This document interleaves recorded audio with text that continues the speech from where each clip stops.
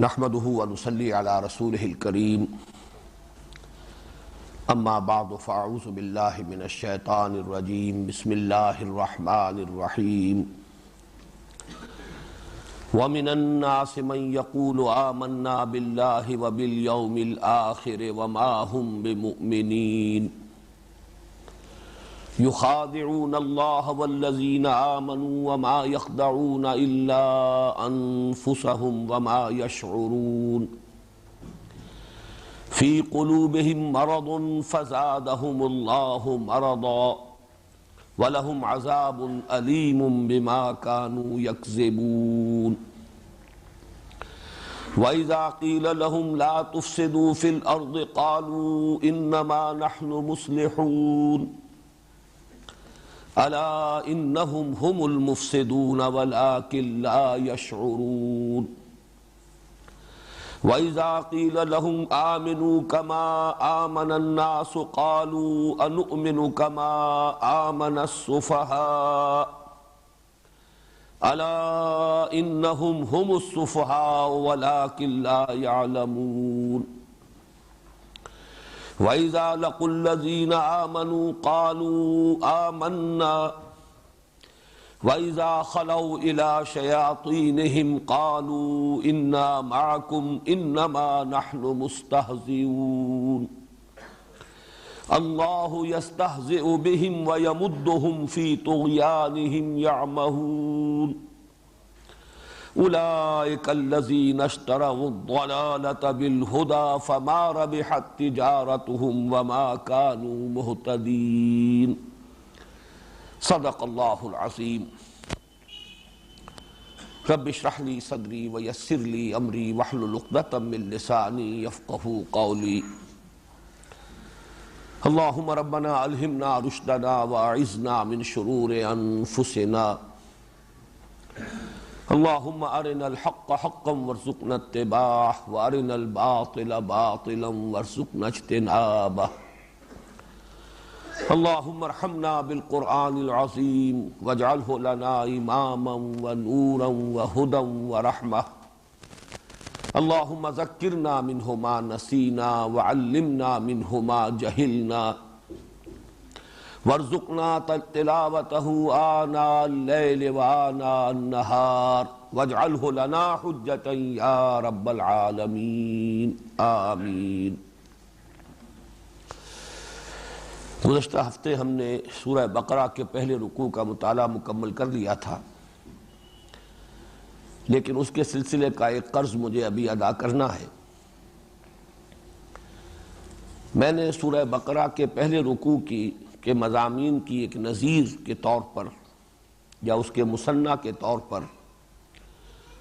سورہ یاسین کے پہلی رکوع کی آیات آپ کے سامنے رکھی تھی اور ان کا تقابلی مطالعہ کیا تھا، اس لیے کہ جو الفاظ سورہ بقرہ کے پہلے رکوع میں آئے ہیں سواء علیہم انذرتہم ام لم تنذرہم لا یؤمنون، بعین ہی یہی الفاظ سورہ یاسین میں بھی آئے ہیں۔ اس اعتبار سے ان دونوں مقامات میں باہم بڑی مشابہت ہے۔ پھر جیسے سورہ بقرہ کے شروع میں یؤمنون بالغیب، اور میں نے عرض کیا تھا کہ ایک رائے یہ ہے کہ یہ بات ظرف کی ہے، غیب میں رہتے ہوئے ایمان لانا، اس کی بھی مثال وہاں موجود ہے۔ وَخَشِيَ الرَّحْمَانَ بِالْغَیب، وہ لوگ کہ جو رحمان سے خوف رکھتے ہیں، رحمان کا خوف رکھتے ہیں اس کے باوجود کہ غیب میں ہے۔ تو یہ چند چیزیں ایسی تھیں کہ جو ان دونوں مقامات کے مابین مشترک ہے، لیکن واقعہ یہ ہے کہ سورہ بقرہ کی ابتدائی 5 آیات کا مثنیٰ قرآن حکیم میں سورہ لقمان کی ابتدائی 5 آیات ہیں، اور وہاں حسن اتفاق یہ بھی ہے کہ جیسے سورہ بقرہ کا آغاز ہوا ہے حروف مقطعات الف لام میم سے، ویسے ہی سورہ لقمان کا آغاز بھی الف لام میم سے ہوتا ہے۔ میں وہ آیات آپ کو سنا رہا ہوں، اس سے آپ کو اندازہ ہوگا کتنی گہری مشابہت ہے سورہ بقرہ کی ابتدائی 5 آیات اور سورہ لقمان کی ابتدائی 5 آیات میں۔ مجھے امید ہے کہ سورہ بقرہ کی وہ 5 آیات تو آپ میں سے اکثر کو یاد ہوں گی۔ سورہ لقمان کی ابتدائی 5 آیات کی سماعت فرمائیے۔ الف لام میم تلک آیات الکتاب الحکیم ہدی ورحمۃ للمحسنین الذین یقیمون الصلاة ویؤتون الزکاة وہم بالآخرۃ ہم یوقنون اولئک علی ھدی من ربہم واولئک ھم المفلحون۔ آپ نے نوٹ کیا کہ وہاں بھی اولئک ھم المفلحون پر ختم ہوئی 5ویں آیت، یہاں بھی اولئک علی ھدی من ربہم واولئک ھم المفلحون، جو کہ تو وہی الفاظ یہاں بھی، حروف مقطعات بھی وہی ہیں۔ وہاں آغاز میں ذالک الکتاب لا ریب فیہ، یہاں فرمایا تلک آیات الکتاب الحکیم، یہ آیات ہے اس کتاب کی جو حکمت بھری ہے، محکم ہے، پختہ ہے۔ اور بہت دلچسپی کا ہے یہ تقابلی مطالعہ، وہاں فرمایا ھدی للمتقین، یہاں فرمایا ھدی ورحمۃ للمحسنین۔ یہ احسان کا درجہ بلند ترین درجہ ہے، اسلام، ایمان، احسان۔ تقویٰ در حقیقت وہ روح باطنی ہے کہ جو ان تینوں مدارج پر، تینوں مراحل پر اگر موجود ہے تو حقیقتاً اسلام اسلام ہے، ایمان ایمان ہے، احسان احسان ہے۔ لیکن یہ کہ بلند ترین درجہ جو ہے وہ احسان ہے۔ یہاں متقین کے بجائے چونکہ محسنین فرمایا، لہذا محض ہدایت کے لفظ پر کفایت نہیں کی، ھدی ورحمۃ للمحسنین۔ اس کے بعد الذین یقیمون الصلاۃ، اور وہاں تھا ومما رزقناہم ینفقون، یہاں ہے الذین یقیمون الصلاۃ ویؤتون الزکاۃ، گویا کہ وہاں انفاق، یہاں زکوٰۃ کی جو اصطلاح ہے وہ لے آئی گئی۔ وبالآخرۃ ہم یوقنون، بعین ہی یہ الفاظ سورہ بقرہ کے آغاز میں بھی ہے، ابتدائی 5 آیات میں۔ البتہ خاص طور پر میں نوٹ کرانا چاہتا ہوں کہ سورہ بقرہ کی ابتدائی 5 آیات کا ایک مضمون وہ ہے جو ان میں بالکل نہیں ہے، سورہ لقمان کی ان آیات میں۔ الذین یؤمنون بما انزل الیک وما انزل من قبلک، یہ جو سورہ بقرہ میں الفاظ آئے ہیں اور یہاں نہیں آئے، اس کا سبب نوٹ کر لیجئے کہ یہ مکی صورت ہے، سورہ لقمان، اور ظاہر بات ہے کہ اہل مکہ کو جو دعوت دی جا رہی تھی وہ حضور صلی اللہ علیہ وسلم پر ایمان لانے کی دعوت، اور وہ چونکہ آپ سے پہلے کی کسی کتاب پر ایمان نہیں رکھتے تھے، لہذا اس کے تذکرے کی چندہ ضرورت نہیں تھی، محض حضور صلی اللہ علیہ وسلم پر ایمان لے آنا اور قرآن حکیم پر ایمان لے آنا ان کے لیے کفایت کرتا تھا۔ سورہ بقرہ میں نے عرض کیا تھا کہ یہ سورۃ الامتین ہے، اس کا نصف اول جو ہے اس میں خطاب تمام تر جو ہے وہ اہل کتاب بالخصوص یہود سے ہے، چاہے صراحتاً ہے اور چاہے اشارتاً ہے، لیکن خطاب کا رخ جو ہے وہ یہود کی طرف ہے، اور ان کے ضمن میں یہ کہنے کی ضرورت ہے والذین یؤمنون بما انزل الیک وما انزل من قبلک، یہ در حقیقت انہی پر تعریض ہو رہی ہے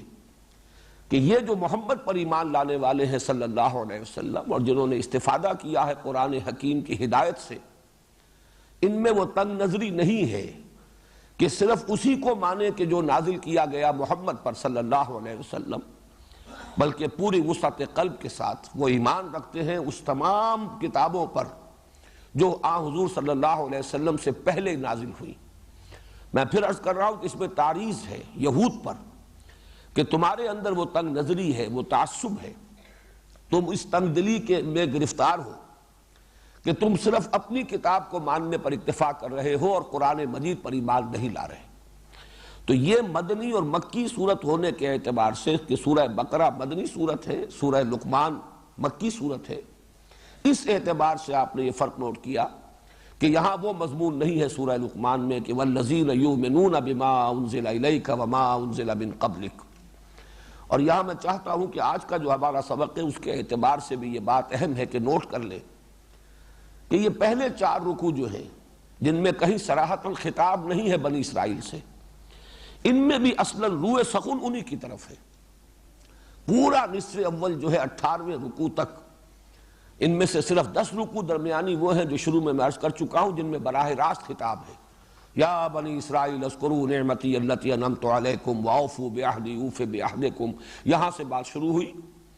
اور 15ویں رکوع تک مسلسل وہ گفتگو چلی ہے۔ لیکن پہلے 4 رکوع اور اس کے بعد کے 4 رکوعوں میں چاہے صراحتاً خطاب نہیں ہے یہود سے یا بنی اسرائیل سے، لیکن یہاں بھی روئے سخن انہی کی طرف ہے۔ اب آئیے آج ہم سورہ بقرہ کے دوسرے رکوع کا مطالعہ شروع کر رہے ہیں۔ یہ رکوع خاصا طویل ہے۔ ارادہ تو یہ ہے کہ آج اور کل میں ہم اس کا مطالعہ مکمل کر لیں، لیکن بہرحال جیسا کہ اس سے پہلے بھی میں عرض کرتا رہا ہوں، انسان صرف ارادہ کر سکتا ہے، اس کی تکمیل اللہ کے ہاتھ میں ہے۔ میری پوری کوشش ہوگی کہ زیادہ تفصیلات میں نہ جاؤں اور 2 دنوں میں اس رکوع کا مطالعہ میں مکمل کر لوں۔ لیکن یہ کہ آج میں ذرا اپنے درس کے انداز میں یہ تبدیلی لا رہا ہوں کہ پہلے یہ 9 آیات، 13 آیات میں سے میں نے 9 آیات ابھی تلاوت کی ہیں، پہلے ان کا ایک رواں ترجمہ ہم کر لیں تاکہ اندازہ ہو جائے کہ اس میں مضامین کیا آ رہے ہیں۔ پھر کچھ گفتگو تمہیدی کرنی ہوگی، اور اس میں ایک اہم مسئلہ ہے کہ یہاں کچھ لوگوں کا ذکر ہے لیکن انہیں باقاعدہ معین نہیں کیا گیا کہ وہ کون لوگ ہیں۔ اس کے لیے غور کرنا پڑے گا، جو باتیں کہی جا رہی ہیں ان سے اسی کے حوالے سے معین کرنا ہوگا کہ یہاں خطاب کن سے ہو رہا ہے۔ وَمِنَ النَّاسِ مَن يَقُولُ آمَنَّا بِاللَّهِ وَبِالْيَوْمِ الْآخِرِ وَمَا هُم بِمُؤْمِنِينَ، اور لوگوں میں سے بعض وہ بھی ہیں جو کہتے ہیں ہم ایمان لے آئے اللہ پر اور یوم آخر پر، اور دوسرا ترجمہ یہ ہو سکتا ہے ہم ایمان رکھتے ہیں اللہ پر اور یوم آخر پر۔ یہ دونوں ترجمے میں اس لیے بیان کر رہا ہوں کہ 2 رائیں مختلف ہے کہ یہاں خطاب کن سے ہو رہا ہے، تو یہ دونوں ترجمے ان 2 راؤں سے مطابقت رکھنے والے ہیں۔ وَمِنَ النَّاسِ مَن يَقُولُ آمَنَّا بِاللَّهِ وَبِالْيَوْمِ الْآخِرِ، اور لوگوں میں سے کچھ وہ بھی ہیں، بعض وہ بھی ہیں جو کہتے ہیں کہ ہم ایمان رکھتے ہیں اللہ پر اور یوم آخر پر، یا ہم ایمان لے آئے اللہ پر اور یوم آخر پر۔ وما ہم بمومنین، درا حال ہے کہ وہ مومن نہیں ہیں۔ یخادعون اللہ والذین آمنوا، وہ دھوکہ دینے کی کوشش کر رہے ہیں اللہ کو اور اہل ایمان کو۔ وما یخدعون الا انفسہم، اور نہیں دھوکہ دے رہے مگر صرف اپنے آپ کو۔ وما یشعرون، لیکن انہیں اس کا شعور نہیں ہے، یا لیکن وہ غور نہیں کرتے۔ یہ بھی 2 تراجم ہیں مختلف۔ فی قلوبہم مرض، ان کے دلوں میں ایک روگ ہے یا روگ تھا۔ فی قلوبہم مرض، ایک روگ، ایک مرض، ایک بیماری۔ فزادہم اللہ مرضا، تو بڑھا دیا ان کے لیے اللہ نے ان کے مرض کو، اضافہ کر دیا ان کی بیماری میں، ان کے روگ میں۔ وَلَهُمْ عَذَابٌ أَلِيمٌ بِمَا كَانُوا يَكْذِبُونَ، اور ان کے لیے ہے دردناک عذاب بسبب اس جھوٹ کے جو وہ بولتے رہے، یا دوسرا ترجمہ ہے بسبب اس جھوٹ کے جو وہ کہتے رہے۔ اس کے بھی میں بعد میں وضاحت کروں گا کہ یہ 2 ترجمے کیوں بیان کر رہا ہوں۔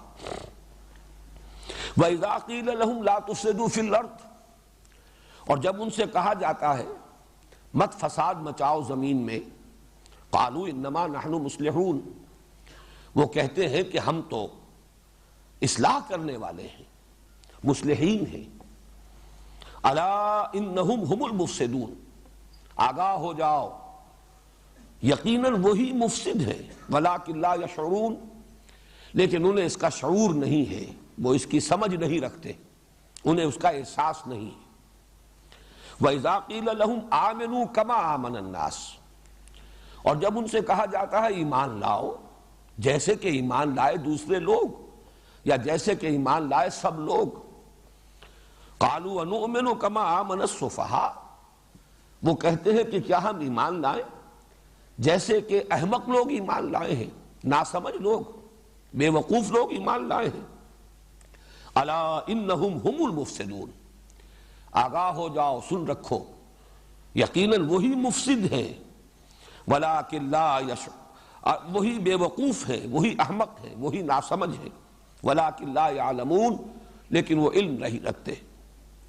وَإِذَا لَقُوا الَّذِينَ آمَنُوا قَالُوا آمَنَّا، اور جب ان کی ملاقات ہوتی ہے یا وہ ملاقات کرتے ہیں اہل ایمان سے تو کہتے ہیں ہم ایمان رکھتے ہیں یا ہم ایمان لے آئے۔ وَإِذَا خَلَوْا إِلَىٰ شَيَاطِینِهِمْ، اور جب وہ علیحدہ ہوتے ہیں اپنے ان شیطانوں اور سرداروں کی مجلسوں میں، قالوا انا معکم، تو وہ کہتے ہیں ہم تو آپ ہی کے ساتھ ہیں، انما نحن مستہزئون، ہم تو صرف استہزاء کر رہے ہیں، مذاق کر رہے ہیں، تمسخر کر رہے ہیں۔ اللہ یستہزئ بہم، حقیقت یہ ہے کہ اللہ ان سے مذاق کر رہا ہے، یا اللہ ان کا مذاق اڑا رہا ہے۔ وَيَمُدُّهُمْ فِي طُغْيَانِهِمْ يَعْمَهُونَ، اور ان کو ڈھیل دے رہا ہے، ان کی رسی دراز کر رہا ہے کہ وہ اپنی سرکشی میں، اپنی نافرمانی میں بڑھتے چلے جا رہے ہیں، اندھے ہو کر، بغیر بصیرت کے، اندھے بہرے ہو کر۔ ویسے اس کا مفہوم تفصیل سے میں بعد میں عرض کروں گا۔ اولئک الذین اشتروا الضلالۃ بالہدی، یہ ہے وہ لوگ کہ جنہوں نے ہدایت کے بدلے، ہدایت کے عوض ضلالت اور گمراہی خرید لی۔ فما ربحت تجارتہم، تو نہ مفید ہوئی ان کے حق میں ان کی یہ تجارت، ان کا یہ سودا، نہ مفید اور نفع بخش ہوا ان کے لیے یہ سودا۔ فما ربحت تجارتہم وما کانوا مہتدین، اور نہ ہی ہوئے وہ ہدایت پانے والے۔ اللہم ربنا لا تجعلنا منہم، اللہم ربنا لا تجعلنا منہم، اللہم ربنا لا تجعلنا معہم۔ ان آیات کے بارے میں جو تمہیدی گفتگو مجھے عرض کرنی ہے وہ یہ ہے کہ تقریباً تمام مفسرین نے ان کا مصداق منافقین کو قرار دیا ہے۔ گویا کہ سورہ بقرہ کے پہلے رکوع میں دو گروہوں کی طرف اشارہ کر دیا گیا، ایک مومنین صادقین جنہوں نے قرآن حکیم کی ہدایت سے کما حقہ استفادہ کیا، اولئک علی ھدی من ربہم، یہ موجود ہے تمہارے سامنے، جیسے کہ میں نے عرض کیا تھا کہ درخت کو اس کے پھل سے پہچانا جاتا ہے۔ ہدایت قرآنی کے نتائج اور ثمرات تمہارے سامنے ہیں، دیکھ لو ابو بکر کو، دیکھ لو عمر کو، حمزہ کو،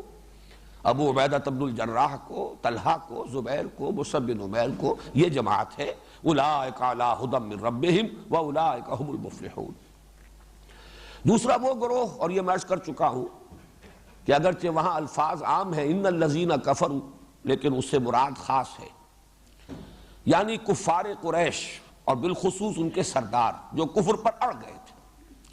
تعصب کی بنا پر، تکبر کی بنا پر، حسد کی بنا پر، اور شقاق میں مبتلا ہو گئے تھے، زدم زدہ میں۔ ان کے بارے میں فرما دیا گیا کہ اے نبی آپ خواہ انہیں کتنا ہی سمجھائیں، سواء علیہم انذرتہم ام لم تنذرہم لا یؤمنون۔ اس میں اشارہ ہو گیا ابو جہل کی طرف، ابو لہب کی طرف وغیرہ۔ اب ایک بین کی جماعت ہے، مومنین صادقین، اور کھلم کھلا جو معاندین ہیں، دشمن ہیں، مخالفین ہیں، کھلم کھلا ان کے بین کی ایک جماعت ہے، اور ہم سب جانتے ہیں کہ ان کے لیے نام ہے، اصطلاحی نام ہے منافق۔ تو محسوس ایسا ہوتا ہے کہ یہ سارا بیان، اگرچہ یہاں لفظ منافق کہیں نہیں آیا، نفاق کا لفظ بھی کہیں نہیں آیا، لیکن یہ کہ اس پر تقریباً اجماع ہے، اس لیے کہ امام راضی رحمۃ اللہ علیہ نے تو اجماع کا لفظ استعمال کیا، اجماع المفسرون، اس پر اجماع ہے تمام مفسرین کا کہ یہ یہاں مراد جو ہے منافق ہیں۔ اور ظاہر بات ہے کہ یہ جو ترجمہ آپ کے سامنے آیا ہے، یہ ترجمہ خود بھی بول رہا ہے، بغیر نام لیے گویا کہ اشارہ ہو رہا ہے کہ کن لوگوں کے بارے میں گفتگو ہو رہی ہے، یہ کن کی صفات ہیں، کن کے خصائص ہیں، کن کا یہ طرز عمل ہے، کن کے یہ اقوال ہیں جو نقل کیے جا رہے ہیں۔ لیکن ایک رائے جو اگرچہ منفرد ہے، مولانا امین حسن اصلاحی صاحب نے پیش کی ہے،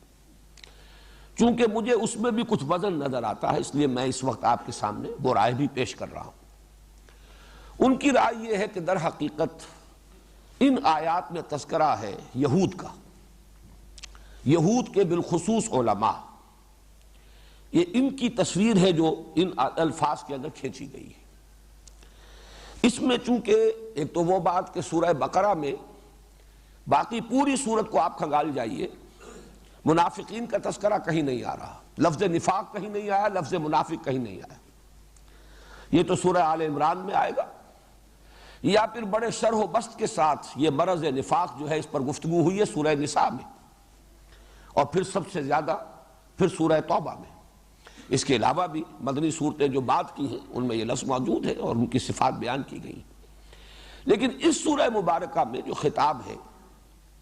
وہ یا تو یہود سے ہے، جیسا کہ میں نے عرض کیا، میں نے تو اس کے لیے ایک نام تجویز کیا ہے، سورۃ الامتین، یہ دو امتوں کی صورت ہے.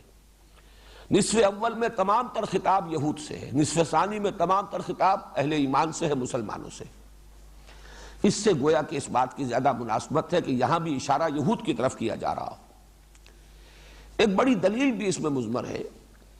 اس لیے کہ ان کا جو دعویٰ ہے وَمِنَ النَّاسِ مَن يَقُولُ آمَنَّا بِاللَّهِ وَبِالْيَوْمِ الْآخِرِ، یہاں ان کا دعویٰ جو ہے حضور پر ایمان لانے کا دعویٰ ہی نہیں ہے. ان کا دعویٰ جو نقل کیا گیا ہے وہ یہ ہے کہ ہم ایمان رکھتے ہیں اللہ پر اور یوم آخر پر. یہاں ان کی صراحت کے ساتھ حضور پر ایمان لانے کی بات نہیں کی گئی، جبکہ منافقین کے بارے میں ہمیں معلوم ہے کہ وہ پورے شد و بد کے ساتھ کہتے تھے. جیسے کہ سورہ منافقون جو 28ویں پارے میں ہے اس کی تو پہلی آیت ہی یہ ہے، اذا جاءک المنافقون قالوا نشهد انک لرسول اللہ واللہ یعلم انک لرسولہ واللہ یشہد ان المنافقین لکاذبون. جب یہ منافق آپ کے پاس آتے ہیں اور وہ کہتے ہیں کہ ہم گواہی دیتے ہیں، ہم اس پر شہادت دے رہے ہیں کہ آپ اللہ کے رسول ہیں، اور اللہ سے بڑھ کر کس کو معلوم ہوگا کہ آپ اس کے رسول ہیں،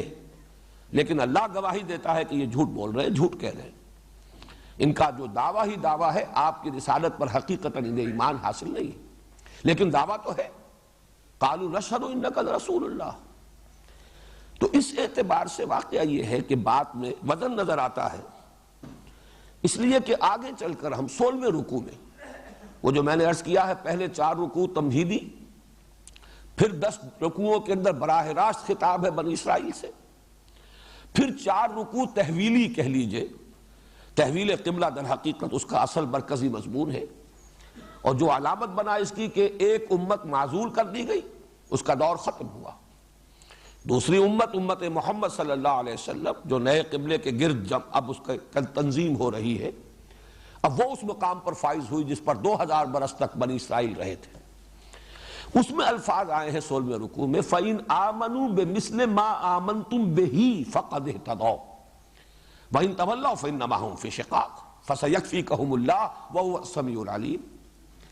اگر وہ ایمان لائے اس طور سے جس طور سے کہ اے مسلمانوں تم ایمان لائے،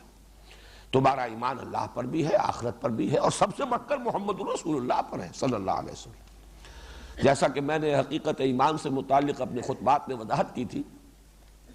کہ اصولی اعتبار سے، علمی اعتبار سے، نظری اعتبار سے اصل ایمان باللہ ہے. ایمان بالرسول یا ایمان بالرسالت اور ایمان بالآخرہ یا ایمان بالمعاد، یہ دونوں فروع ہیں، یہ شاخیں ہیں ایمان باللہ کی. ایک اللہ تعالیٰ کی صفت ہدایت کی توسیع ہے، ایکسٹینشن ہے. رسالت کیا ہے؟ اللہ کی صفت ہدایت کی توسیع. اور ایک اللہ کی صفت عدل کا ظہور ہے. آخرت کیا ہے؟ اللہ کی صفت عدل کا ظہور. اسی لیے ایمان مجمل میں صرف اللہ پر ایمان کا ذکر ہے. آمنت باللہ کما ہوا باسمائہ و صفاتہ وقبلت جمیع احکامہ اقرار باللسان و تصدیق بالقلب. کسی اور شے کا ذکر ہی نہیں. اسی طریقے سے عملی اعتبار سے، انسان کے رویے کے درست ہونے کے اعتبار سے اہم ترین ایمان ہے ایمان بالآخرہ. آخرت پر یقین ہوگا تو آدمی سیدھا رہے گا، بولنے سے پہلے تولے گا اور کوئی عمل کرنے سے پہلے سوچے گا کہ میرے لیے جائز ہے یا نہیں. اسی طریقے سے جہاں تک قانونی ایمان کا تعلق ہے، اصل ایمان ہے ایمان بالرسول. ایمان باللہ بھی وہی معتبر ہوگا جو اللہ کے ان اسماء و صفات کے ساتھ ہو جس کی خبر رسول نے دی ہے. ایمان بالآخرت بھی وہی معتبر ہوگا جو ان تمام تفاصیل کے ساتھ ہو جن کا علم انسان کو نبوت اور رسالت کے ذریعے ہی ہو سکتا ہے. بعث بعد الموت، حشر و نشر، حساب کتاب، جزا و سزا، جنت و دوزخ، ان کی تفاصیل ظاہر بات ہے کہ یہ تو نبوت ہی کے ذریعے سے اور رسالت ہی کے ذریعے سے یہ باتیں انسان کے علم میں آ سکتی. اس اعتبار سے نوٹ کیجئے کہ یہ جو کہا گیا فَإِنْ آمَنُوا بِمِثْلِ مَا آمَنْتُمْ بِهِ، اور ظاہر بات ہے کہ وہاں ساری گفتگو اہل کتاب کے بارے میں ہو رہی ہے. قولوا آمنا باللہ وما انزل الینا وما انزل الی ابراہیم واسماعیل واسحاق ویعقوب والاسباط وما اوتی موسیٰ وعیسیٰ وما اوتی النبیون من ربہم لا نفرق بین احد منہم ونحن لہ مسلمون فإن آمنوا بمثل ما آمنتم بہ فقد اہتدوا۔ تو اس سے در حقیقت ثابت ہو رہا ہے کہ اس پورے نصف اول میں سارا جو روح سخن ہے وہ در حقیقت یہود کی طرف ہے۔ بہرحال اس اعتبار سے مجھے مولانا اصلاحی صاحب کی رائے میں کچھ وزن نظر آیا ہے، اور میرے نزدیک یہ دونوں در حقیقت آپس میں ریکنسائل کرتے ہیں یہ دونوں موقف، اور وہ ریکنسیلیشن ہوگی اس اصول کے حوالے سے جو میں تعارف قرآن کے ضمن میں عرض کر چکا ہوں کہ قرآن کی ایک تعویل خاص ہے، ایک تعویل عام ہے۔ تعویل خاص یہ ہے کہ آپ ان آیات کو خاص کانٹیکسٹ جن میں وہ نازل ہوئی ہیں، وہ حالات کیا تھے، مخاطب کون تھے، اس وقت کی کیفیات کیا تھی، اس میں رکھ کر، اس فریم آف ریفرنس میں رکھ کر ان پر غور کریں۔ اور تعویل عام وہ ہے جس کے لیے اصول یہ ہے کہ الاعتبار لعموم اللفظ لا لخصوص سبب، خصوص سبب کے اعتبار سے نہیں اعتبار کیا جائے گا، بلکہ یہ کہ اصل میں تو الفاظ پر ان کے عموم کو پیش نظر رکھ کر تعویل جو ہے ابد الآباد تک کے لیے قرآن مجید اگر ہدایت نامہ ہے تو اس سے ہٹ کر بھی اس کے جو عموم لفظی ہے اس کے حوالے سے اس کے مفہوم کو سمجھا جائے گا۔ تو واقعہ یہ ہے کہ تعویل عام کے اعتبار سے یہ آیات 100% منطبق ہوتی ہیں منافقین پر، لیکن تعویل خاص کے اعتبار سے ان کا انطباق زیادہ یہود پر ہے، اس لیے کہ نفاق کا تو پودا ابھی بالکل شروع ہی میں تھا۔ اگر یہ بات صحیح ہے جس پر تقریباً اجماع ہے کہ یہ سورہ مبارکہ سورہ بقرہ نازل ہوئی ہے ہجرت کے فوراً بعد، جستا جستا، لیکن زمانہ نزول جو ہے چند استثناءات کو چھوڑ کر تقریباً پوری صورت نازل ہوئی ہے ہجرت کے فوراً بعد سے لے کر غزوہ بدر سے متصلاً قبل تک۔ اس وقت تک ابھی نفاق جو ہے وہ بالکل ابتدائی سٹیج میں تھا، جو مدینے میں نفاق ظاہر ہوا، یہ میں بعد میں عرض کروں گا۔ ایک مکی دور کا نفاق تھا، ایک خاص مدنی دور کا نفاق ہے، ان میں ذرا فرق ہے، وہ بعد میں انشاءاللہ میں وضاحت کر دوں گا۔ لیکن یہ جو پنیری کہنا چاہیے، ابھی نفاق کی تو پنیری تھی، لیکن اگر ہم اس کو ذہن میں رکھیں کہ یہ نفاق کی پنیری جو تھی، یہ انڈر گروتھ، یہ در حقیقت یہود ہی کے زیر اثر تھی۔ اصل وہ تناور درخت جو تھے وہ علماء یہود تھے کہ جن کا بڑا اثر تھا مدینے کے معاشرے پر، ان کے علم کا، ان کے تدین کا، کہ ان کے پاس ایک شریعت ہے، یہ مہذب لوگ ہیں، یہ متمدن لوگ ہیں، ان کے ہاں قاضی ہیں، ان کا ایک قانون ہے، ان کے ہاں فیصلے ہوتے ہیں، یہ صاحب کتاب ہیں، صاحب علم ہے۔ تو اوس اور خزرج کے لوگوں پر ان کا بڑا رعب تھا، اور اسی رعب کی وجہ سے اوس اور خزرج کے لوگ ان کے زیر اثر تھے۔ چاہے سیاسی اعتبار سے یہود دبے ہوئے تھے بمقابلہ اوس اور خزرج کے، اور وہ یہی کہا کرتے تھے کہ آخری نبی کے ظہور کا وقت اب ہو رہا ہے، قریب ہے، جب وہ آئیں گے ان کے ساتھ ہو کر جب ہم تم سے مقابلہ کریں گے تو اے مدینے کے رہنے والوں، اوسی اور خزرجیوں، تم ہمارا مقابلہ نہیں کر سکو گے، ہم پر غالب نہیں آ سکو گے۔ لیکن یہ کہ تمدنی اعتبار سے، علمی اعتبار سے، تہذیبی اعتبار سے غلبہ یہود کا تھا۔ تو یہ دونوں ایک اعتبار سے ایک ہی شے ہیں، ایک ہی تصویر کے دو رخ ہیں۔ قرآن مجید نے جو بہت ہی یوں سمجھئے کہ حکمت یہاں اختیار فرمائی ہے وہ یہ ہے کہ نام لیے بغیر خصائص بیان کر دیے، جس کو بھی یہ فٹ بیٹھ جائے۔ ایک دروں بینی کی دعوت دی جا رہی ہے کہ ہر شخص اپنا جائزہ لے، جیسا کہ حضور صلی اللہ علیہ وسلم کا بڑا حکیمانہ طرز عمل تھا کہ آپ اگر کچھ معین لوگوں پر تنقید بھی فرمانا چاہتے تھے تو عموم کے الفاظ میں، کیا ہو گیا ہے قوم کو، کیا ہو گیا لوگوں کو کہ ایسا اور ایسا کر رہے ہیں، بجائے اس کے کہ معین کر دیا جائے کہ فلاں شخص نے یہ کیا، غلط حرکت کی ہے، اسے ایسا نہیں کرنا چاہیے۔ اس میں ظاہر بات ہے جب نشاندہی ہو جاتی ہے تو کچھ زدم زدہ کا پیدا ہونا جو ہے اس کا بھی اندیشہ ہے، کچھ ہردرمی پیدا ہو جاتی ہے کہ اب رسوائی تو ہو ہی گئی، اب ظاہر بات ہے کہ اب آدمی اس کے اندر پھر اور آگے نکل جاتا ہے، ایک طرح کی ڈھٹائی پیدا ہو جاتی ہے۔ اس کی بجائے بہتر یہ ہے جب تک کہ اصلاح کی توقع ہو اس وقت تک ننگا نہ کیا جائے، بلکہ یہ کہ ڈھکے چھپے انداز میں بات کی جائے کہ نشاندہی بھی ہو جائے، تاکہ جس کے اندر بھی اصلاح پذیری کا کوئی مادہ ہے وہ خود اپنے گریبان میں جھانکے۔ وَمِنَ النَّاسِ، لوگ ہیں ایسے کچھ کر رہے ہیں کہ لوگوں کو کیا ہو گیا، مَا بَالَ قَوْمٍ، لوگوں کا کیا حال ہے یہ کہ فلاں فلاں یفعلون کذا و کذا، یہ کام کر رہے ہیں۔ تو یہ سمجھتا ہوں میں کہ نہایت حکیمانہ انداز ہے، اور حضور صلی اللہ علیہ وسلم کا وہ انداز اور قرآن حکیم کا یہاں انداز۔ بلکہ میں نے اس سے پہلے بھی عرض کیا، جب بھی یہ مقام میں پڑھتا ہوں تو مجھے یاد آ جاتا ہے، یہ پری پارٹیشن دور کی بات کر رہا ہوں۔ دہلی میں کناٹ پلیس ایک بڑی اہم جگہ ہے، نئی دہلی میں بڑی مارکیٹ ہوا کرتی تھی ایک زمانے میں، اب تو ظاہر بات ہے اور مارکیٹیں اس سے بھی کہیں آگے بن گئیں، اگرچہ بڑی وہ گنجان جگہ ہے اور بہت مرکزی مقام ہے۔ مجھے یاد ہے یہ اپنے اسکول ڈیز کا واقعہ، جب ہم جایا کرتے تھے دہلی تو وہاں ایک جوتوں کی دکان تھی، اور اس دکان پر ایک بہت بڑا بوٹ، کئی فٹ لمبا بوٹ لٹکا ہوا تھا اس کے ایک علامت کے طور پر، اور بڑا پیارا جملہ انگریزی کا لکھا ہوا تھا، free to home it fits, لے جائے جس کے پاؤں میں یہ فٹ آ جائے وہ لے جائے، مفت۔ تو یہ گویا کہ ایک بڑا خوبصورت انداز تھا ان کا پبلسٹی کا۔ تو یہاں بھی قرآن مجید نے کردار کشی کر دی ہے، ایک نقشہ کھینچ دیا ہے، free to home it fits. اب ہر شخص جو ہے وہ جائزہ لے لے کہ کہیں یہ اوصاف اس میں تو نہیں ہے، یہ خصائص اس میں تو نہیں ہے، یہی صفات جو ہے کہیں اس کے اندر تو موجود نہیں ہے، تاکہ اگر اس میں اصلاح پذیری کا مادہ ہے، ایک تو یہ ہے کہ جو اس حد سے گزر گئے، ایک تو وہ انتہا ہے کہ ختم اللہ علی قلوبہم وعلی سمعہم وعلی ابصارہم غشاوہ ولہم عذاب عظیم، اور سواء علیہم انذرتہم ام لم تنذرہم لا یؤمنون۔ جو اس حد کو پہنچ گئے ان کا معاملہ جدا ہے، لیکن جن میں کوئی اصلاح پذیری کی گنجائش ہے، مادہ موجود ہے، وہ پھر دروں بینی کریں، اپنے گریبانوں میں جھانکیں۔ اس اعتبار سے میرے نزدیک دونوں باتیں صحیح ہیں۔ تعویل خاص اس صورت کا ایک خاص کانٹیکسٹ جس زمانے میں یہ نازل ہوئی، روح سخن تمام تر نصف اول میں جن کی جانب ہے، اس کے اعتبار سے دیکھیں تو یہاں مخاطب جو ہے یا جن کی طرف اشارہ کیا جا رہا ہے مشار الیہ، یہ یہود ہیں، بالخصوص ان کے علماء۔ اور اگر اس کے عموم کو لیں، عموم لفظ کو اگر سامنے رکھیں ابد الآباد تک کے لیے، تو واقعہ یہ ہے کہ یہ بھی نوٹ کر لیجئے، 2 منٹ اس میں بھی میں لگا لوں، کہ کسی بھی نئی دعوت کے رد عمل میں، بالخصوص جب کہ وہ دعوت انقلابی ہو، تو 3 طرز عمل لازماً پیدا ہوں گے،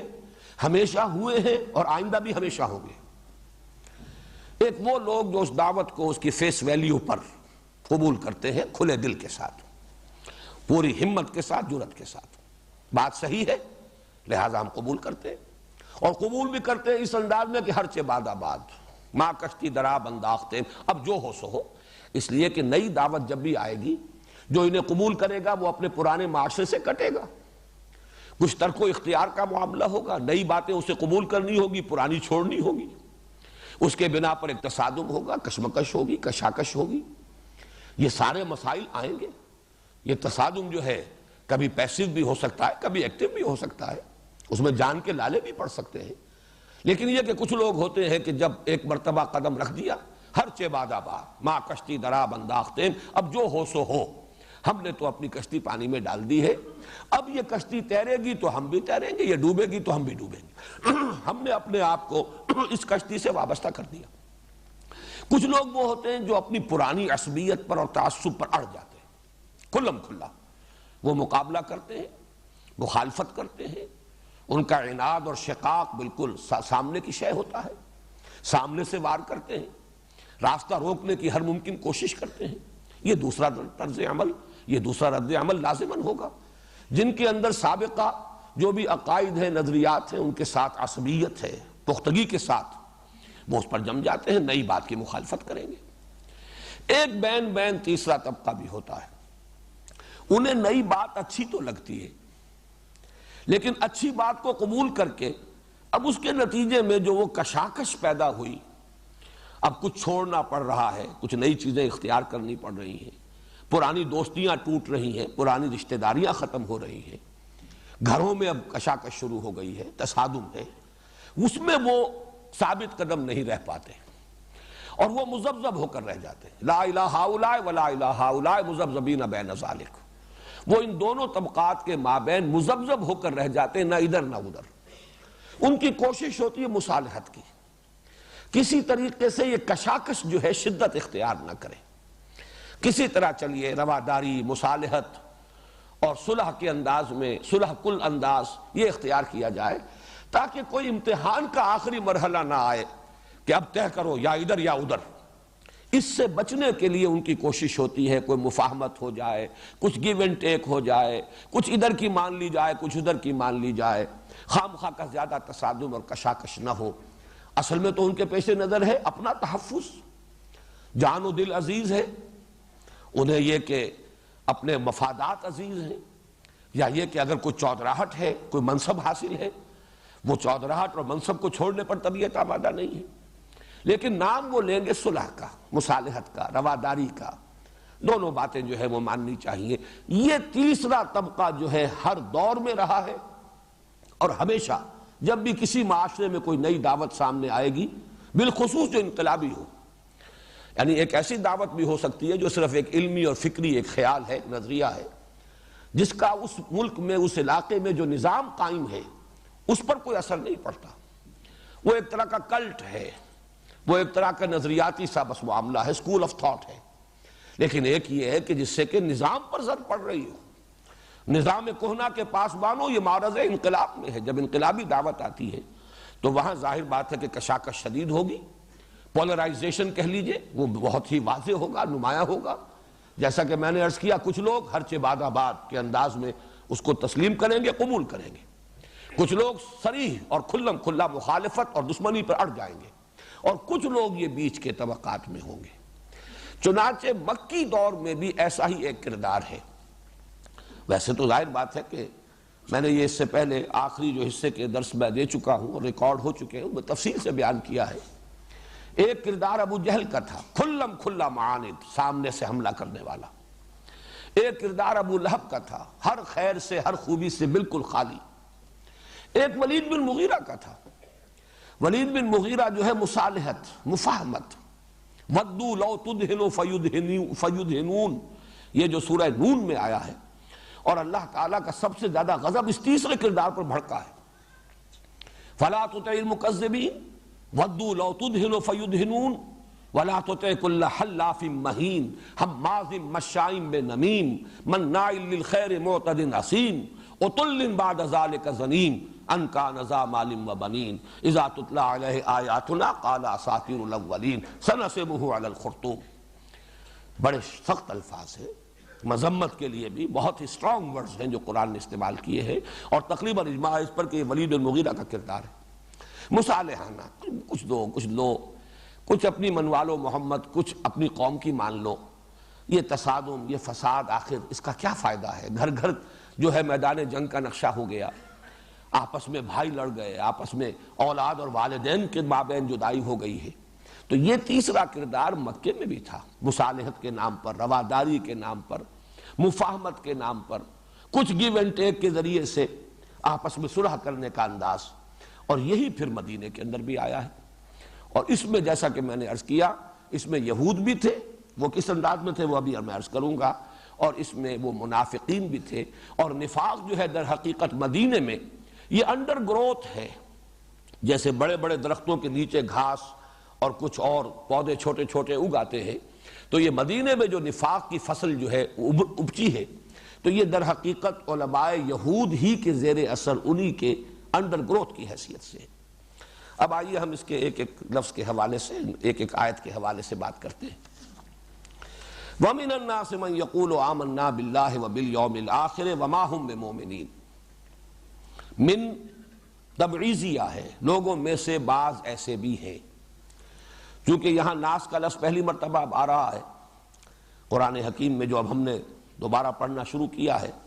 تو اس کی بھی تھوڑی سی وضاحت میں آپ کے سامنے کر دوں۔ انس اور انسان، جس کے لیے یہ اسم جمع ہے الناس، اس کے بارے میں تین آراء ہے کہ اس کا اصل مادہ کیا ہے۔ ایک رائے یہ ہے کہ یہ نسیان سے بنا ہے،